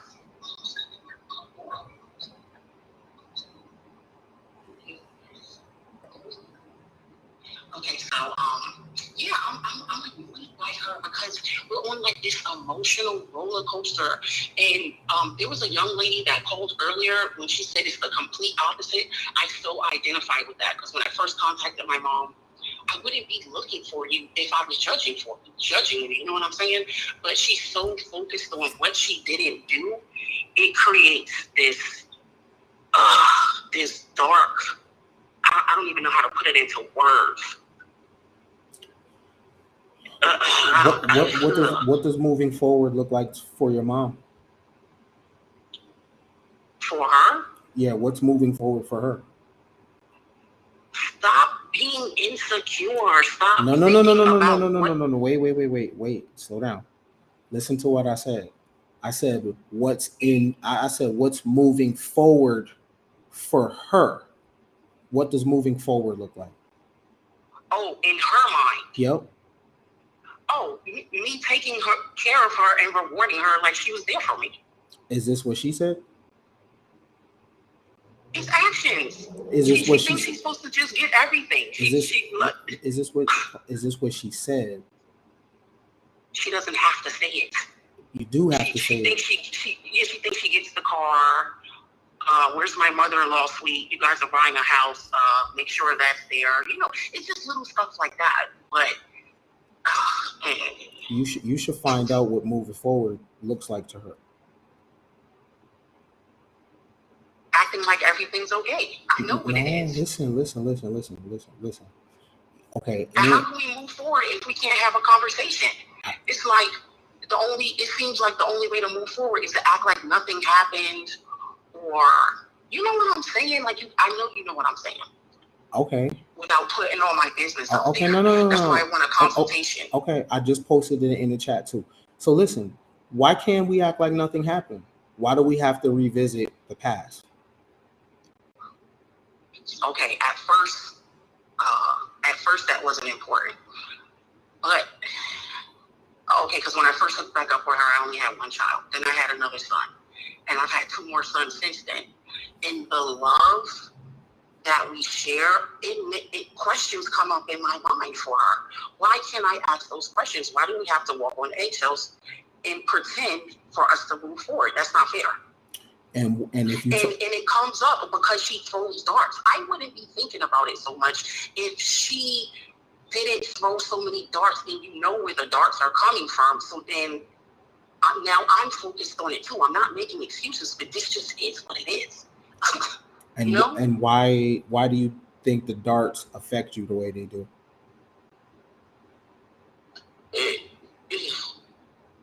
And you know what? Now I gotta say, it's not even annoying. It's angry. I'm not really angry at her, but when she comes in throwing those darts, it wells up a fire in me that's just, ooh. It is like I don't know that person. It's like, ooh, so she does have those capabilities. But yeah, so I when I rethink it, there's some anger there, because it's like, how can you come in telling me what to do?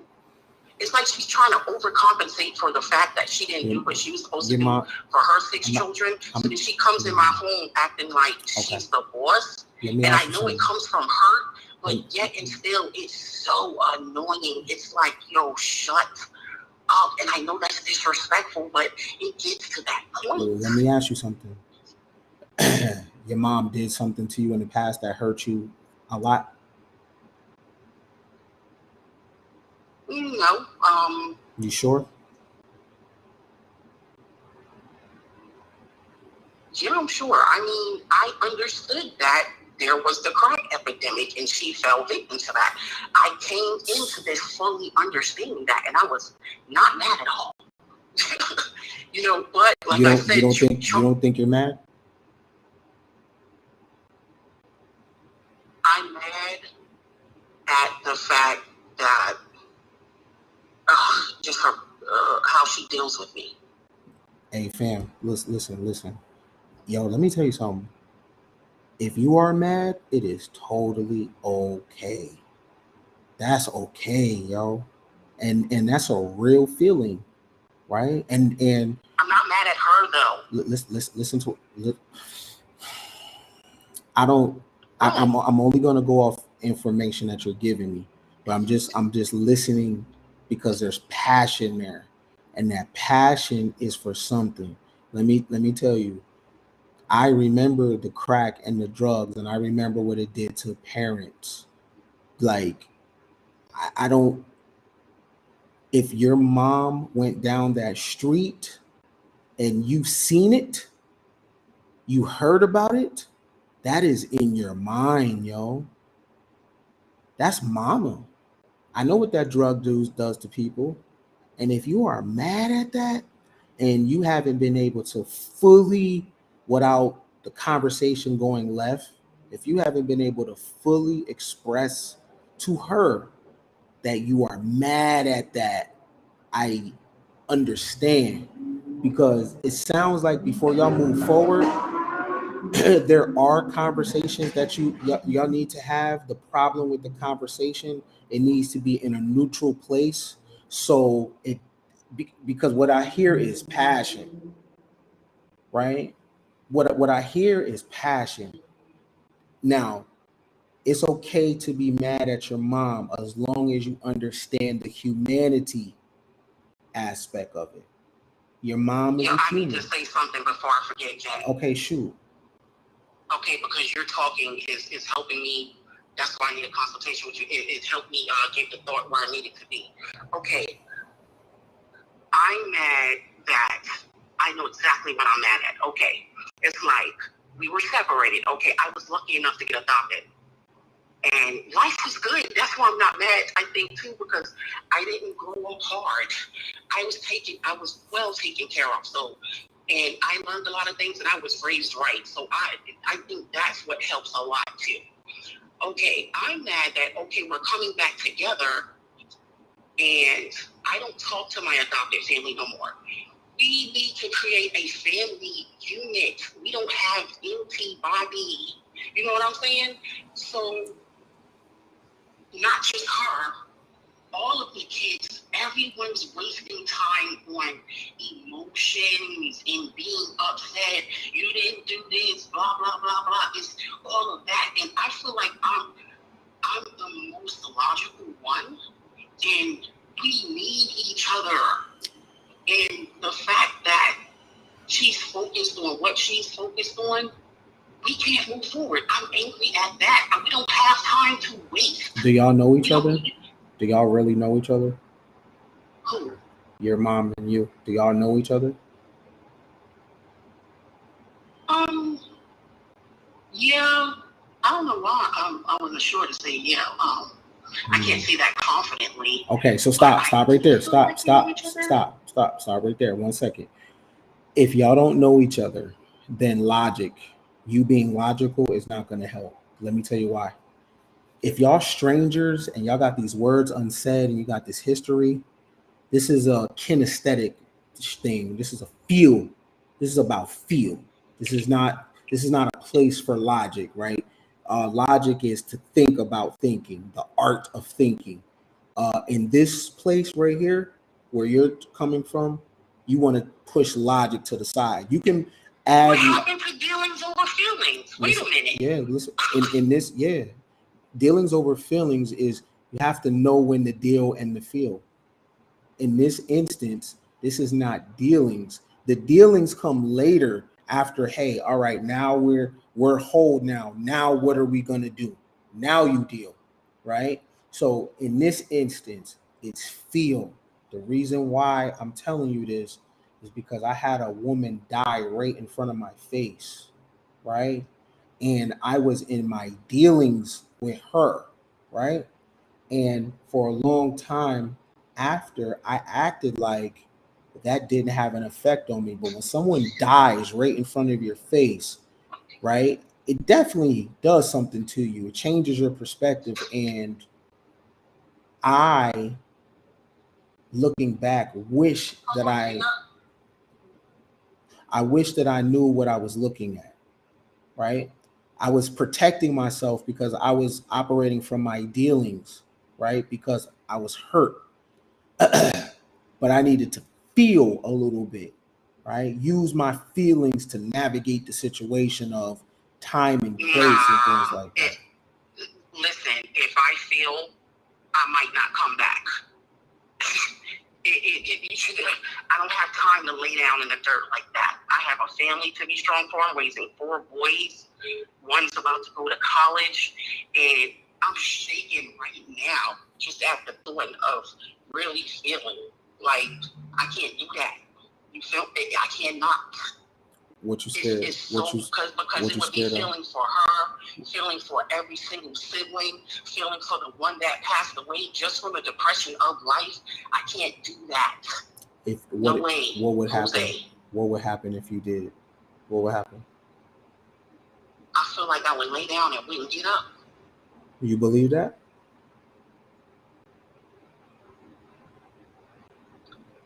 I don't believe that I wouldn't get up, but I don't have that type of time because I'm raising a family. The way that I would need to lay down is not conducive to me running a household. Do you think? I just can't do that. Do you think if I want you to make the decision you believe is best for you, but at the same time, just entertain this for a second. If you, I don't call it lay down. Let's use the word surrender, and you can do it standing up. Okay, so let's use surrender. You surrendering standing up. Would it make you a better mom? Would it make you a better partner? Would it make you better? If in your mind you come to no, it wouldn't, then that's it. That's your decision. But if it would, do you think that's something that you may consider entertaining? If the possibility was that you was a more open mom, or the possibility was that you were a more open lover, or now this is all in your mind. It's a fact. All of that is true. Everything you're saying, it's a fact. I would be better, but the fear for me is before I get there, there is some bionic sludge that I would have to swim. You feel me? Metaphorically, figuratively. Yeah, I got you. Just this sludge that, like I said, just the thought of it right now, I'm shaking in my bones. And I know, and I feel like that sludge is not, once again, conducive to where I am in life right now. Like, I would need to go somewhere and for, I don't know, 3 months or so. What am I saying right now? Oh, goodness, because it makes me feel guilty knowing that I need that time away from everything to come out on the other end where the light is. Does that make sense? It does, but you just agreed too, fam, that it would make you better. You said that, right? Yeah, definitely. Okay, all right. If it would make you better, then all right. Do you have a second to close your eyes just for a second? Yeah. All right. So I just want you to envision this just for a second. So your eyes is closed, right? Yes. Yeah. Can you yes, see? Yes. Okay. With your eyes closed, can you see the color red? Yeah. Okay. With your eyes closed, can you see a white cat? Yeah, I'm picturing it. You can see it, right? And with your eyes closed, can you see a beach? Of course. Okay. All right. So now, with your eyes closed, can you see yourself loving the people in your life with no blockages, loving with your arms wide open without a fear of being hurt or betrayed? Can you see with your eyes open about everything that you ever desired happening? Can you see with your eyes closed, you traveling, and the people that are surrounded by you are they're protecting you and they're making sure that nothing is ever going to happen to you? Can you see yourself with your eyes closed making food and putting all of your essence in the food? Can you see yourself laying in the bed knowing that your children are safe and the person laying next to you really loves you? They really see you, right? Can you see your mom and you giggling and laughing on the phone? Old scars, got a band-aid on them, right? And you just enjoying each other's time. And when it's time to go, you go, right? And when it's time to meet up, you meet up. And there's going to be some days where you don't talk, and then but the days where you do talk, it's just fulfilled, right? Can you see your mom, right, you know, even after all that she's been through, showing up as a grandmom for you, enjoying your children? Can you see eating dinner, Christmas, if you're into that? You know, Yeah, I can see all of that. I know what you're saying. You can see all of that. Yeah. Yeah. Can I say something, Ken? Go ahead. Okay, so who is it? What? Okay, go ahead. Okay, so to the woman in the comments. Wait, no. Don't worry. No. To the chick in the comments, Beyonce knows. And she said, I don't need a one-on-one with you. I can receive what I'm looking for in an instant. I know that. I'm talking about, I have many situations I would like to discuss with Ken. Thank you very much. But okay. Wait. You talking to me. What? Don't worry about the comment section. I'm just saying. Don't worry about the. I'm like, duh. So let me ask you this. If you and I are flowing, right? Do you think that's do you think that's smart? If you and I are flowing, you don't want nothing to break the build, right? So just focus on our conversation. All right. I'm just saying. Right? Because what we were doing about the visualizations, I needed you to focus on that hard, because I know you've heard me say that all is mental and thoughts are things and all that, right? So I actually needed you to stay in a flow state with me. Right? Okay. Right. So look, so what you were asking about the I just put the link in the chat, right? So you know, if you want to follow up and you want to chop it up, I'm through the link in the chat, okay? But I want you to where we were going to go. I want you to, when you have a second, preferably tonight because it's fresh, lock in and put all those visuals on your mind. Okay. All right. So I put the link in the chat for what you were saying. Okay. All right. Thanks. All right. Thank you. You too. 304. I'm 314. 314. If you want to call back, please do.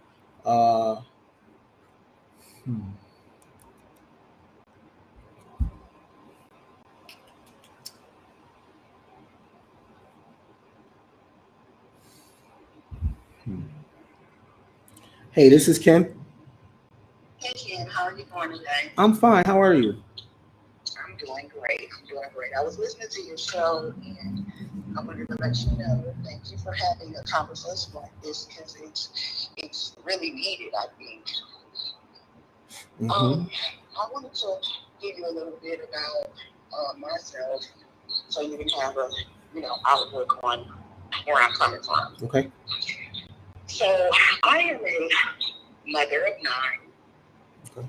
I have 6 daughters, and I have 3 sons. And I'm 44 years of age. Mm-hmm. I was married, and I've been divorced for 11 years now. For the past 2 years, well, I'll say about 2.5 years, I've really been doing some healing. And a lot has transpired since I've been doing healing from my childhood. My mom, she was part of the crack epidemic, and when I was 9 years old, she got on drugs, and my grandmother had to raise me. And it was me and my brother. My brother speaks now, so I'm like the only child. I went through abuse living with my grandmother because she was an alcoholic, and then I went to live with my dad, and that didn't work out, and it was an abusive situation with that. So I was pretty much a teenager running around,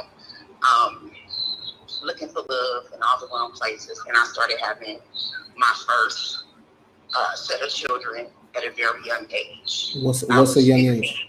How old? I became pregnant at 15. 15, okay. Mm-hmm. Yeah, I had my first daughter at 16, and then I got pregnant again. I had my second daughter at 17, and then I got pregnant again, and I had my third daughter at 19, and then I had my son at 20. So those children were born to 2 separate men, and then I found someone that I felt like I could share the rest of my life with, and we had 5 children. For a long time, I blamed myself because I came from a good household. My mom was the best mom in the world, and it was just like, what happened? And so basically, I found out that, I was looking for love in all the wrong places, and I was making bad choices and decisions in my life up until I got into my 40s, and I realized that me blaming my parents, blaming anybody, it was hurting me. And so I had to learn to start the process of start forgiving them. But I learned that forgiving them wasn't forgiving them for them, it was forgiving them for me. Right. Hey baby, how you doing? I'm sorry, I just came in the house. And so it's ironic that you have this conversation because last night, about maybe 1 o'clock in the morning, my dad called me. And one of my stepsisters called me, and she was like, call Dad, he needs to talk to you, and he really needs you, and so call him.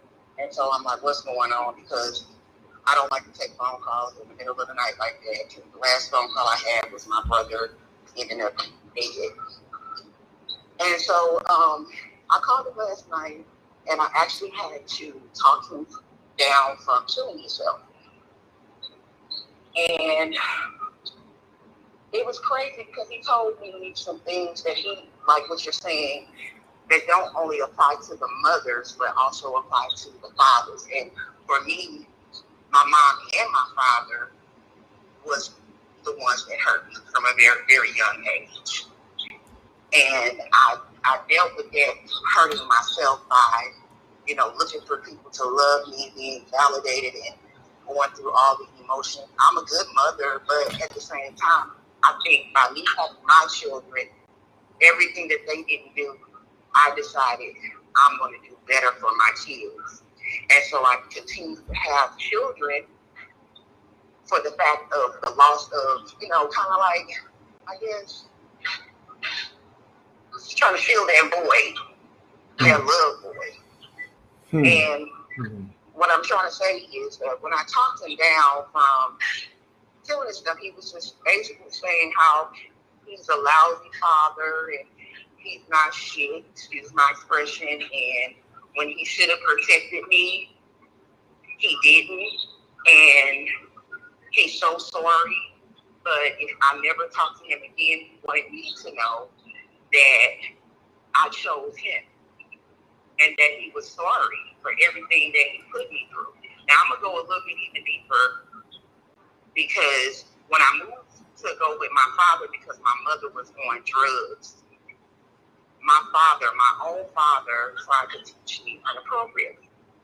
So it stuck me up for a long time, because I was like, the people that I love, the people that I'm supposed to be trusted, I never had the mom or the dad to teach me the things as a young girl to, help me through life. And so I did blame them. And I can honestly say, me and my mom, we still don't have a good relationship, but it's not that I blame her. It's only because it's toxic, it's dysfunctional, and she hasn't done the healing.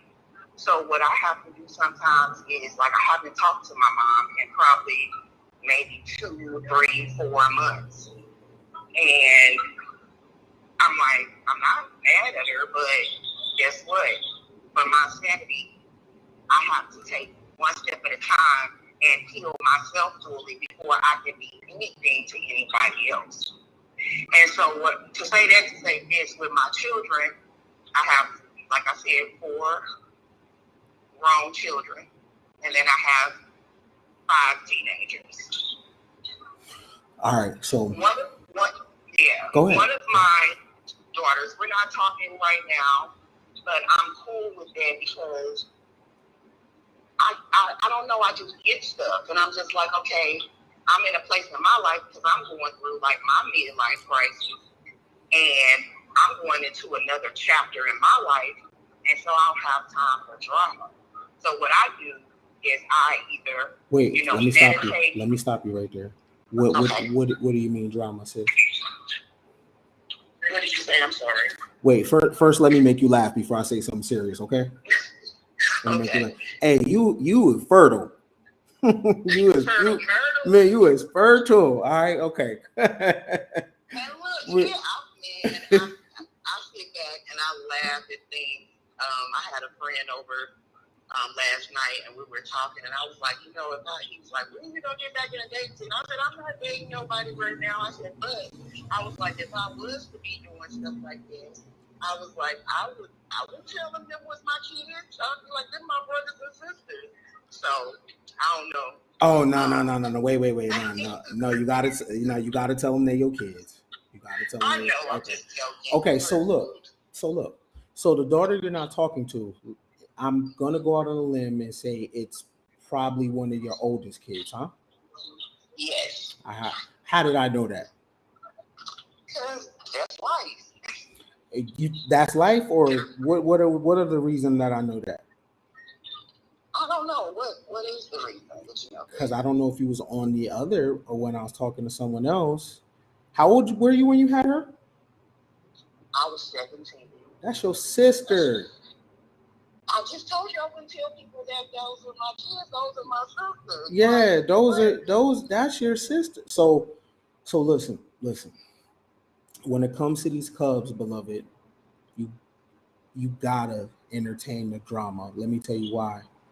Because if you don't, if something happened to your Cub, you're gonna go fucking crazy. Exactly. Right? So listen what I'm telling you. Like I told the other young lady, they know you in a different way, right?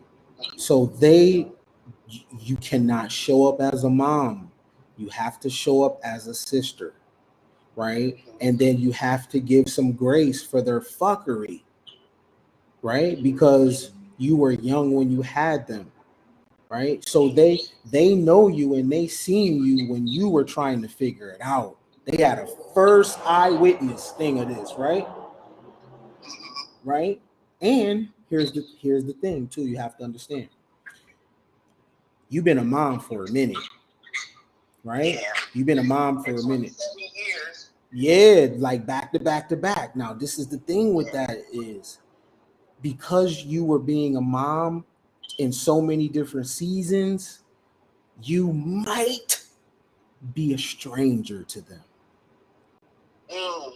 That's deep. You might. That's so true. You might. So you might. So we can be around each other, fam, but not know each other though, right? It's possible because you've been a mom, you've been married, right? So some of them relationships, fam, especially the older ones, you got to double back and you got to come in sister mode. So so let me see. So it was 16, 17, and 19. So by the time you was 19, you had 3 kids?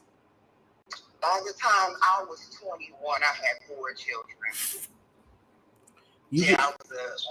I was a kid, having kids. Oh yeah. I was just like, have you gave your womb grace? Yes. Right? Yes. Have you let your womb know you're not mad and you won't judge your womb? Yes. Right. I'm working on it. That's why I've been just healing and just really like most people. I don't know about most people, but with what I have going on, 9 children, 44 years old. You should be celibate for a while. Yes. Like for a second. And the reason why I'm saying this, it don't have nothing to do with no dude. What I'm telling you right now is so you and your womb can get alignment, right? Because you were so young, you were so young, and just because life happens, right? 9 babies, you've been married, things going on with your mom, things going on with your pop. You haven't given yourself time, beloved, to get in alignment with yourself. And when you probably express that you need that, it doesn't come off right. Right? But first things first though.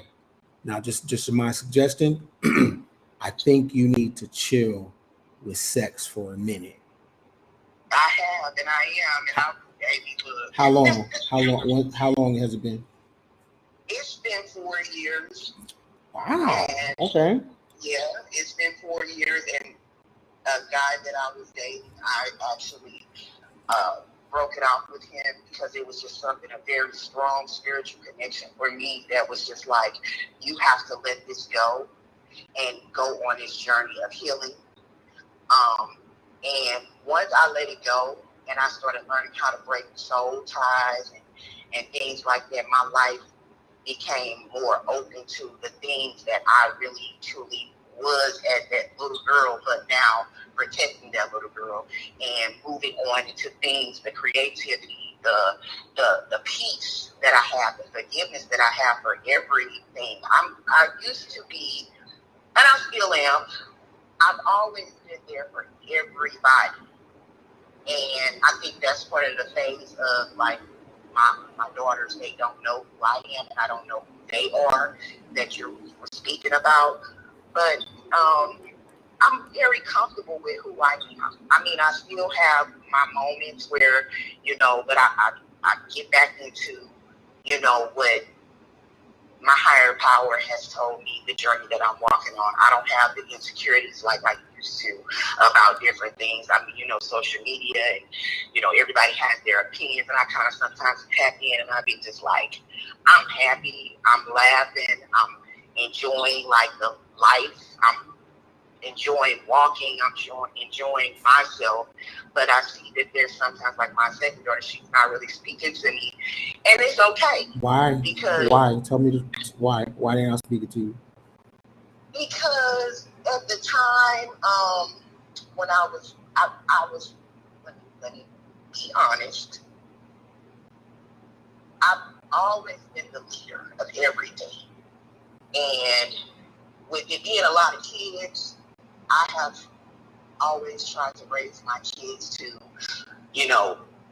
be family orientated. And she's young. She's 25, I'm sorry. She's 25, and she kind of had, let me see, how can I explain it? To me, she's got to be in 2 phases. They their relationship, they got a strong bond and strong relationship, and, I've gone through all of the letting them know my mistakes that I made as parenting them, when I was married and, I wasn't doing the things. I was a worker, but I was at home, but I mean, I wasn't at home, but I was at work, and they were in the household with my husband. Pause And right some there. things Pause right. happen. Oh, okay. Pause.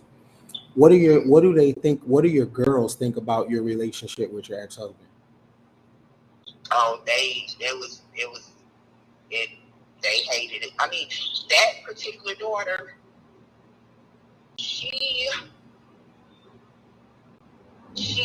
they saw me go through stuff, and then that affected them.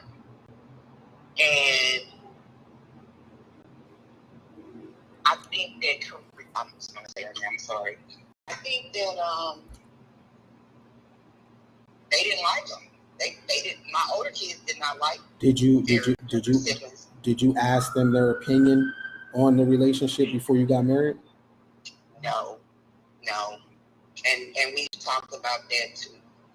You know, I've had some hard times with my kids where we had to get everything out in the opening of everything. And I have a daughter, the third daughter from that second daughter. She had actually started making those same being out of the street, and she actually was like smoking some marijuana and got a hold of some marijuana, and it messed her mind up. And I had to, like, after she had left out of the house and she was gone for 2 years, I had to bring her back in and nurture her and do what I needed to do. And it was a real tough situation because she was like saying things about the past that most people don't want to deal with. I didn't want to deal with it, but when I saw my daughter wasn't in her right mind, I had to go to my higher power and say, hey, God, I don't know what to do. I don't know the answer. I need your help on this because I can't see my daughter being out here and her mind is going from being on drugs and things like that. And she was speaking of some things that had happened in her past, that my ex-husband was abusive to her, not in a sexual way, but physical way. And she never forgot it. Let me ask you and this. so I had to open up and be like, okay, I got to hear this because even though, you know, I don't want to face this what I allowed to happen, but I had to because I love my daughter and I love my kids more than anything. So I gave in to opening myself up to hear what failures I can do to protect them. This is why you have to come. So I'm that mom. This is why you got to come as a sister, though, because if you come as a mom, it's gonna be smoke.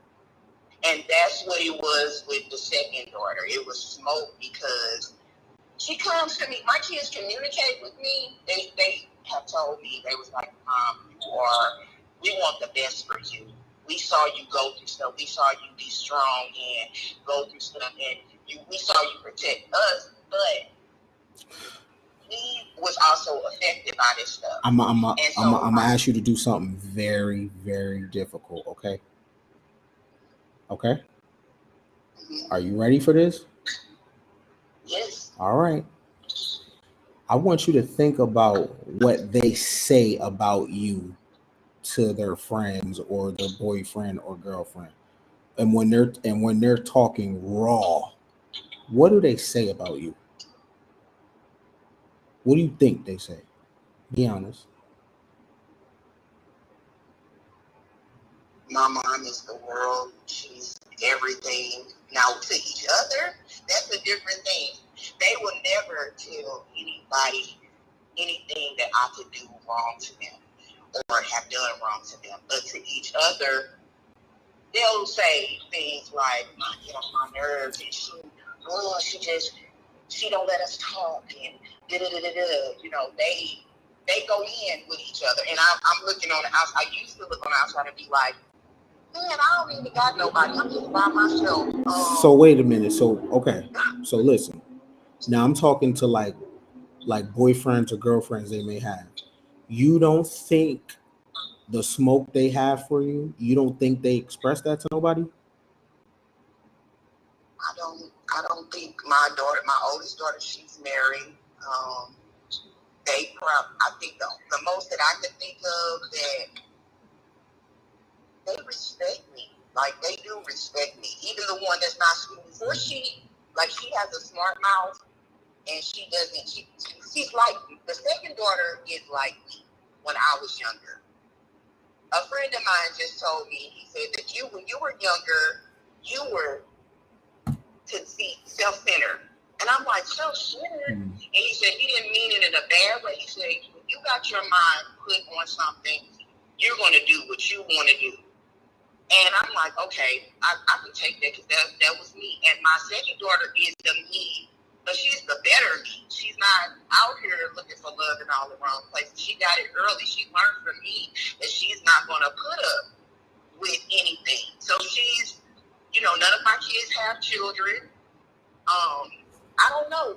With other people, we have a loyalty bond with each other that I don't know if it's them from earlier on going through the abuse with my ex-husband but for them, with other people, no, they won't bad talk to me, but they would definitely bad talk to me. I used to tell like women that I was involved with, I used to tell them the details about how I felt about my mom. As a male, do you think it's a difference or no? I think that those conversations are being had. You got to remember, it seems like people hold things in. They tell something to someone, they express it a certain way. So if you went through something with a man and they seen that, they're expressing that somewhere, right? And let me tell you, I was so mad when my mom got married. Right, she married a man, and she didn't ask me for my input, and I was real mad. Right, I was very mad at her. Right, and I judged my mom because I seen her in the mom app. Right, I didn't know her. I didn't know anything else. I wasn't mature enough to handle anything else. Right, so I made the mistake of trying to show up as a son when I should have showed up to my mom as a friend. My mama was named Barbara, so I should have showed up. Barbara, what's up? You know what I mean? I should have just talked to her like a homie, right? And whatever she was on, she was on. I didn't agree with her lifestyle, but I'm supposed to be a friend, so I pull up and we chop it up. And when it's time for me to go, it's time for me to go. So I'm saying that's how you have to show up to your daughters. You have to show up like you are a big sister. And like I told the other caller, you show up as a big sister with mother advice. But you show up as a big sister. Because let me tell you something. In the world that it is right now, and I'm gonna be honest with you, okay? All right. You not being on speaking terms with your child is unacceptable. Right. But see, that's the thing. Like, okay, so she came to the house today to pick up her younger sister. And we hadn't been speaking. And my oldest daughter, she told me, she said, Mom, I don't think that she's mad at you. I just think that she's going through her own things. And I was just like, well, just a couple of months before then, she was all mama hooked up. See, don't do that. No. Okay. No. No. Okay. One of the things that we do, you sound like a black woman, right? So black people, okay, like black people, when we communicate, we have a way of talking with shade. But I remember it was like this, or 3 weeks ago you said, nah. See, and I'm telling you, that's how it goes left, right? If she's going through something, maybe you're the cause, maybe you're not. What she wants to know is, or what she needs to know is, that when she's ready to talk, you are right there, no judgment. You ain't gonna throw nothing in her face. You ain't gonna do no tea and no shade. Because let me tell you something, beloved, I'm telling you for real, it's unacceptable not to talk to your child right now. That is your tribe. Y'all gonna have to lean on each other, right? You made them kids for a reason. That's your tribe right there. So whatever you was going through with your mom and your father, and you was unprotected, That's your tribe. You're gonna ride this thing out with them, right? And I'm 100% with you on that. But no judgment that's though when why you're talking though. No judgment. Do not bring up the past. I don't, Ken. I'm telling you, I have grown within the last 2.5 years. I today when I went out there, I'm like, hey, Korea. I was like, how you doing? I was like, oh, I love your car. And she got her a new car. And I'm like, okay. And she's like, mm-hmm. And I'm like, I love you. And then she went on and left. But I'm usually my own me. I wouldn't speak. I would just be like, well, you're not talking to me. I'm not talking to you. But for some reason, I'm just like, I'm going to be who I am, the new me, the better me, regardless. I'm not going to let things change just because I had different situations in my life and that were not fair or was wrong. I'm like, what else is life for but to live it to the fullest? And so I do understand. I just graduated from school, and then she told me, she was like, Mom, you motivated me to go back to school. And so she just graduated. But that, I think that was part of the time gap that we weren't talking because she was focused and she didn't want me to mommy her. And, you know, and she kind of just distanced herself. And I'm just like, so listen, okay, let me tell you what's going to happen. Y'all going to have a do-over. So here's what I want you to do, right? So I want you to keep your celibacy for the rest of this year, right? You've been going strong. Okay. So listen, at the beginning of the year, you're going to meet a man, right? The difference, now I'm not saying that you're going to spend the rest of your life with this man, but you're going to meet a man and you're going to have a do-over, and this is going to bring you and your children closer. What I want you to do and different about this relationship that's going to come up next year, it'll probably be within the first 6 months of the year. So what I want you to do is ask them their thoughts. Decide whether to rock with him or not based on what they say. Exactly. You're gonna have a do-over. They have all expressed to me that all they want for me is to be happy, but they don't want somebody to come in and mistreat me because they're not going for it. And they're not even rowdy kids, but they see things. And when I made the decision to break it off with the guy that I was involved with 4 years ago, he passed. And then they were like more open, like, Mom, you deserve better. And that's when it hit me. I would not invite anybody into my life. Can you give me that promise for the rest of the year? I got your word. You have my word. Not for the rest of the year, because I want you to get, in line, because, you was a kid and you just been having babies and you haven't had no time for yourself. You gotta have a reintroduction to who you are, right? Because you've been being a mom, but to some of your children, you're going to be mom. To some of them, you're going to be daughter. To some of them, or big sister, right? But the question that I have for you, though, there's a lot going on in the background. All right. Why did they pick you? Why did my children pick me? Yeah. Why did they come through you? Why did they pick you as a mom? Why do you think? I think that this is something that I really do have to think about. And I need to write it down, but from the top of my head, I think that they picked me just like I picked my mom and my dad for our legacy. Give me something else. Why? Why?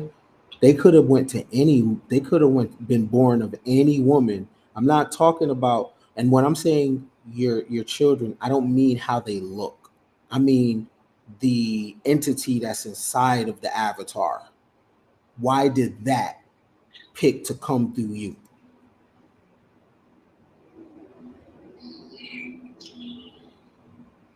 The only thing I can think of is that I have so much love in me, and God knows who I am. I'm not like everybody else. It's nobody that's alike, but I'm a very special person. I'm different. And I'm not saying I'm just strong because, I'm a strong Black woman, but I'm from a royal line. And They could have chose to come from a person that live that's a oil that own oil. If it's about being from a royal line, they could have been born of Saudi princes. They could have been the bloodline of Rockefeller. I'm talking about what's inside of them. I'm not talking about how they look. How they look, it got them and their fathers and your grandparents characteristics. That's the DNA, right? That's the face. I'm talking about inside of them. Why, out of anybody, why did they pick you to be the mom? Now, if you don't have the answer to that, that's cool. I want you to think about it, because when you think about why, it's gonna give this whole thing a meaning, beloved. They could have went to anybody. Why you?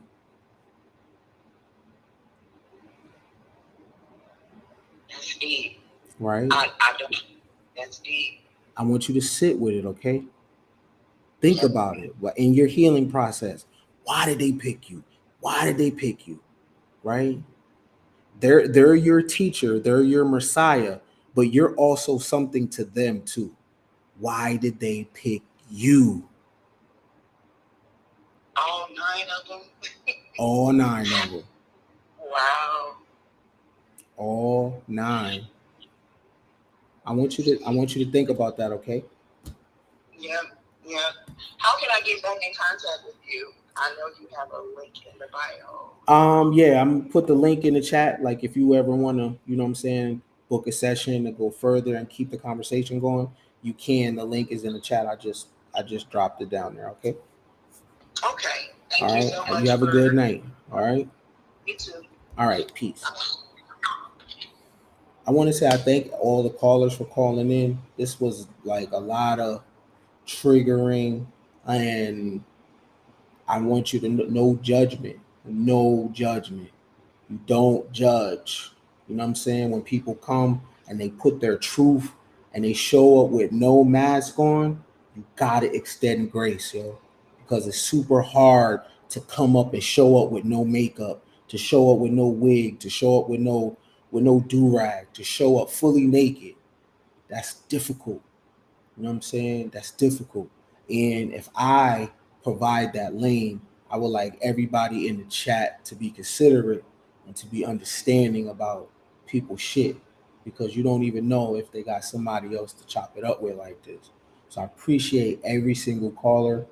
Understand you are free to call when I open up the line. I do want to hear some more at another time. You know, the link is in the chat for anybody that want to follow up with me.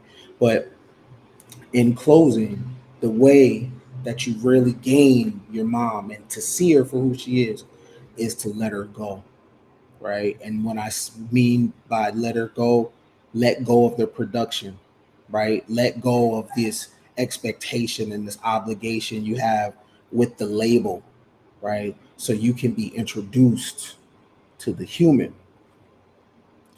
all right? You know my usual outro, but in this instance, I'm not the superhero today. The superhero is everybody that called today and they shared their experiences. Y'all are the superhero. You know what I'm saying? So to that, I say I appreciate you, and it was definitely a pleasure, and it definitely was an honor to be, part of your superhuman ability today, which was being vulnerable. My name is Ken Billions. Listen, man, you got to put something down to pick something up. Just know, um, Shout out to the superheroes. Peace. The reason why you down, cause somebody stole something from you. They stole your creativity. They stole your innocence. They stole your ability to dream. Well, I came to help you dream again. I came to help you get them dreams back. So you can start using your mind, changing your reality based on your thoughts. The struggle is in your mind, bro. The struggle is in your mind, girl. You can't be a victim in this life. You gotta go get yours. The universe is abundant. Everything on this planet is made to serve you. They got you distracted, thinking everything you need is outside of yourself. But that's the trick right there. I came to wake you up. I came to remind you. I came to tell you that the God that you're looking for is in the mirror. All you gotta do is all you gotta do is have audacity. I want you to dream. I want you to think outside the box. I want you to know there ain't no ceiling. The things that you believe changes your genetic code. You are your thoughts. You picked this life before you came here. So now it's about you turning that tragedy into triumph. The struggle is real, baby. It's all in your mind. All you gotta do is wake up.